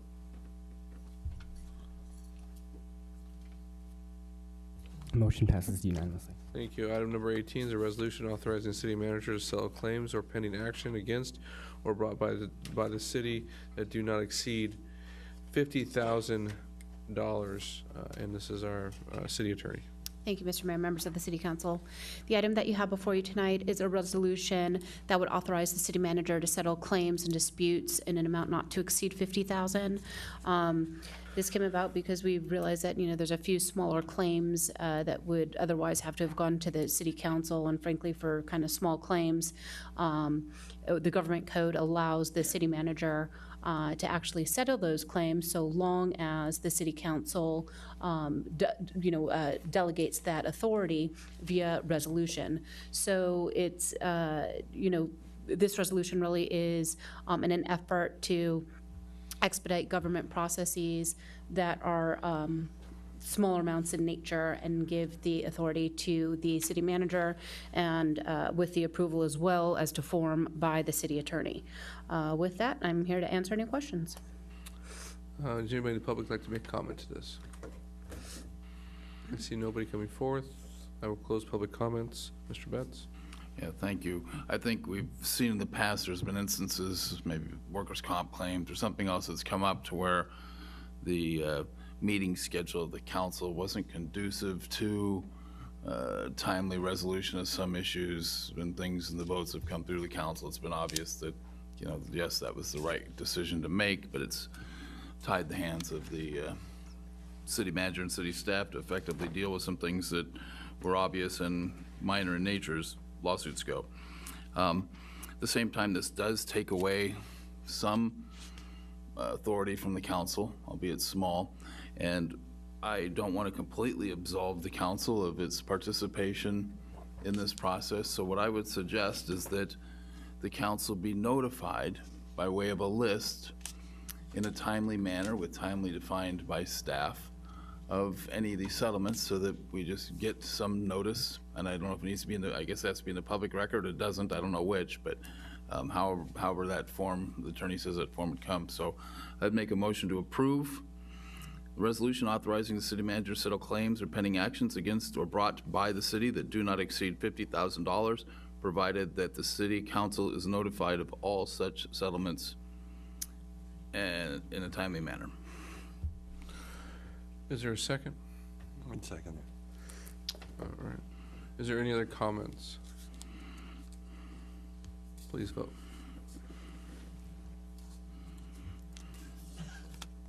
The motion passes unanimously. All right, we had one item pulled from the consent calendar is item number 19, City Council regular meeting minutes, December 5th, 2017. Mr. Betts? Thank you, Mr. Mayor. I pulled that from the consent calendar packet, page 601, bottom of the page, last paragraph. It says, my last sentence, with Councilmember Betts recused. I did not recuse on that item in closed session. It was my determination that that item shouldn't have been discussed in closed session. So I'd like the language to change, is that just simply Mr. Betts did not participate in that closed session discussion. I think would cover it. Can we get that language changed? Yes, duly noted. And then on page 604 of the packet, it says that the action under, it's the only action on the page, towards the bottom of the page, and this was dealing with that property where we were designating the land use, and I'm not sure if this language adequately covers that commission decision, and approving a change in zoning and land use designations contingent upon a lot line adjustment to provide commercial space within the remainder of the site. There was more to that discussion as far as the lot line, and I guess we left it up to staff, but just as I read that, it just didn't seem clear to me that what we did is we carved out some commercial area, and as I read it again, maybe I'm just splitting hairs here. So if nobody else has a problem with it, I guess just let that one go, but if, somehow it needs to be clear that we took a front portion, a street frontage portion of the road. This doesn't say street frontage portion. Can we insert street frontage portion on the minutes? Yes, we can clarify that in the minutes as well. There's an associated resolution, and the technical language will be included in You that could just resolution. include some more of the technical language in the minutes. I'm sorry to put you to the extra work, but this is what people will go back to later. Absolutely. I'd appreciate this. That'd be my motion, Mr. Mayor, to approve with those two minor changes. Is there any public comments to this item? I see none. Put the motion on the screen. Maker in a second. Second. All those in favor? Oh, please vote. I don't know why I would change it all of a sudden. Yeah, I guess. Motion passes unanimously. Thank you. Way past my bedtime. Future agenda items. This is the opportunity for the council to make a public comment on any future agenda items they'd like to see. Art in public places brought back. I think the city staff has that comment made. Anybody else? I don't want to see that one brought back. I think we're fine where we are. No, we're not. Well, I think you have a majority up here that wants to see it back. So we'll have the city manager poll the council and see how it comes out. Public comments. Anybody in the audience that did not have a chance to speak at the beginning of the meeting would like to speak now, you may come forth and have your 3 minutes. I see none. Be safe, and we are adjourned.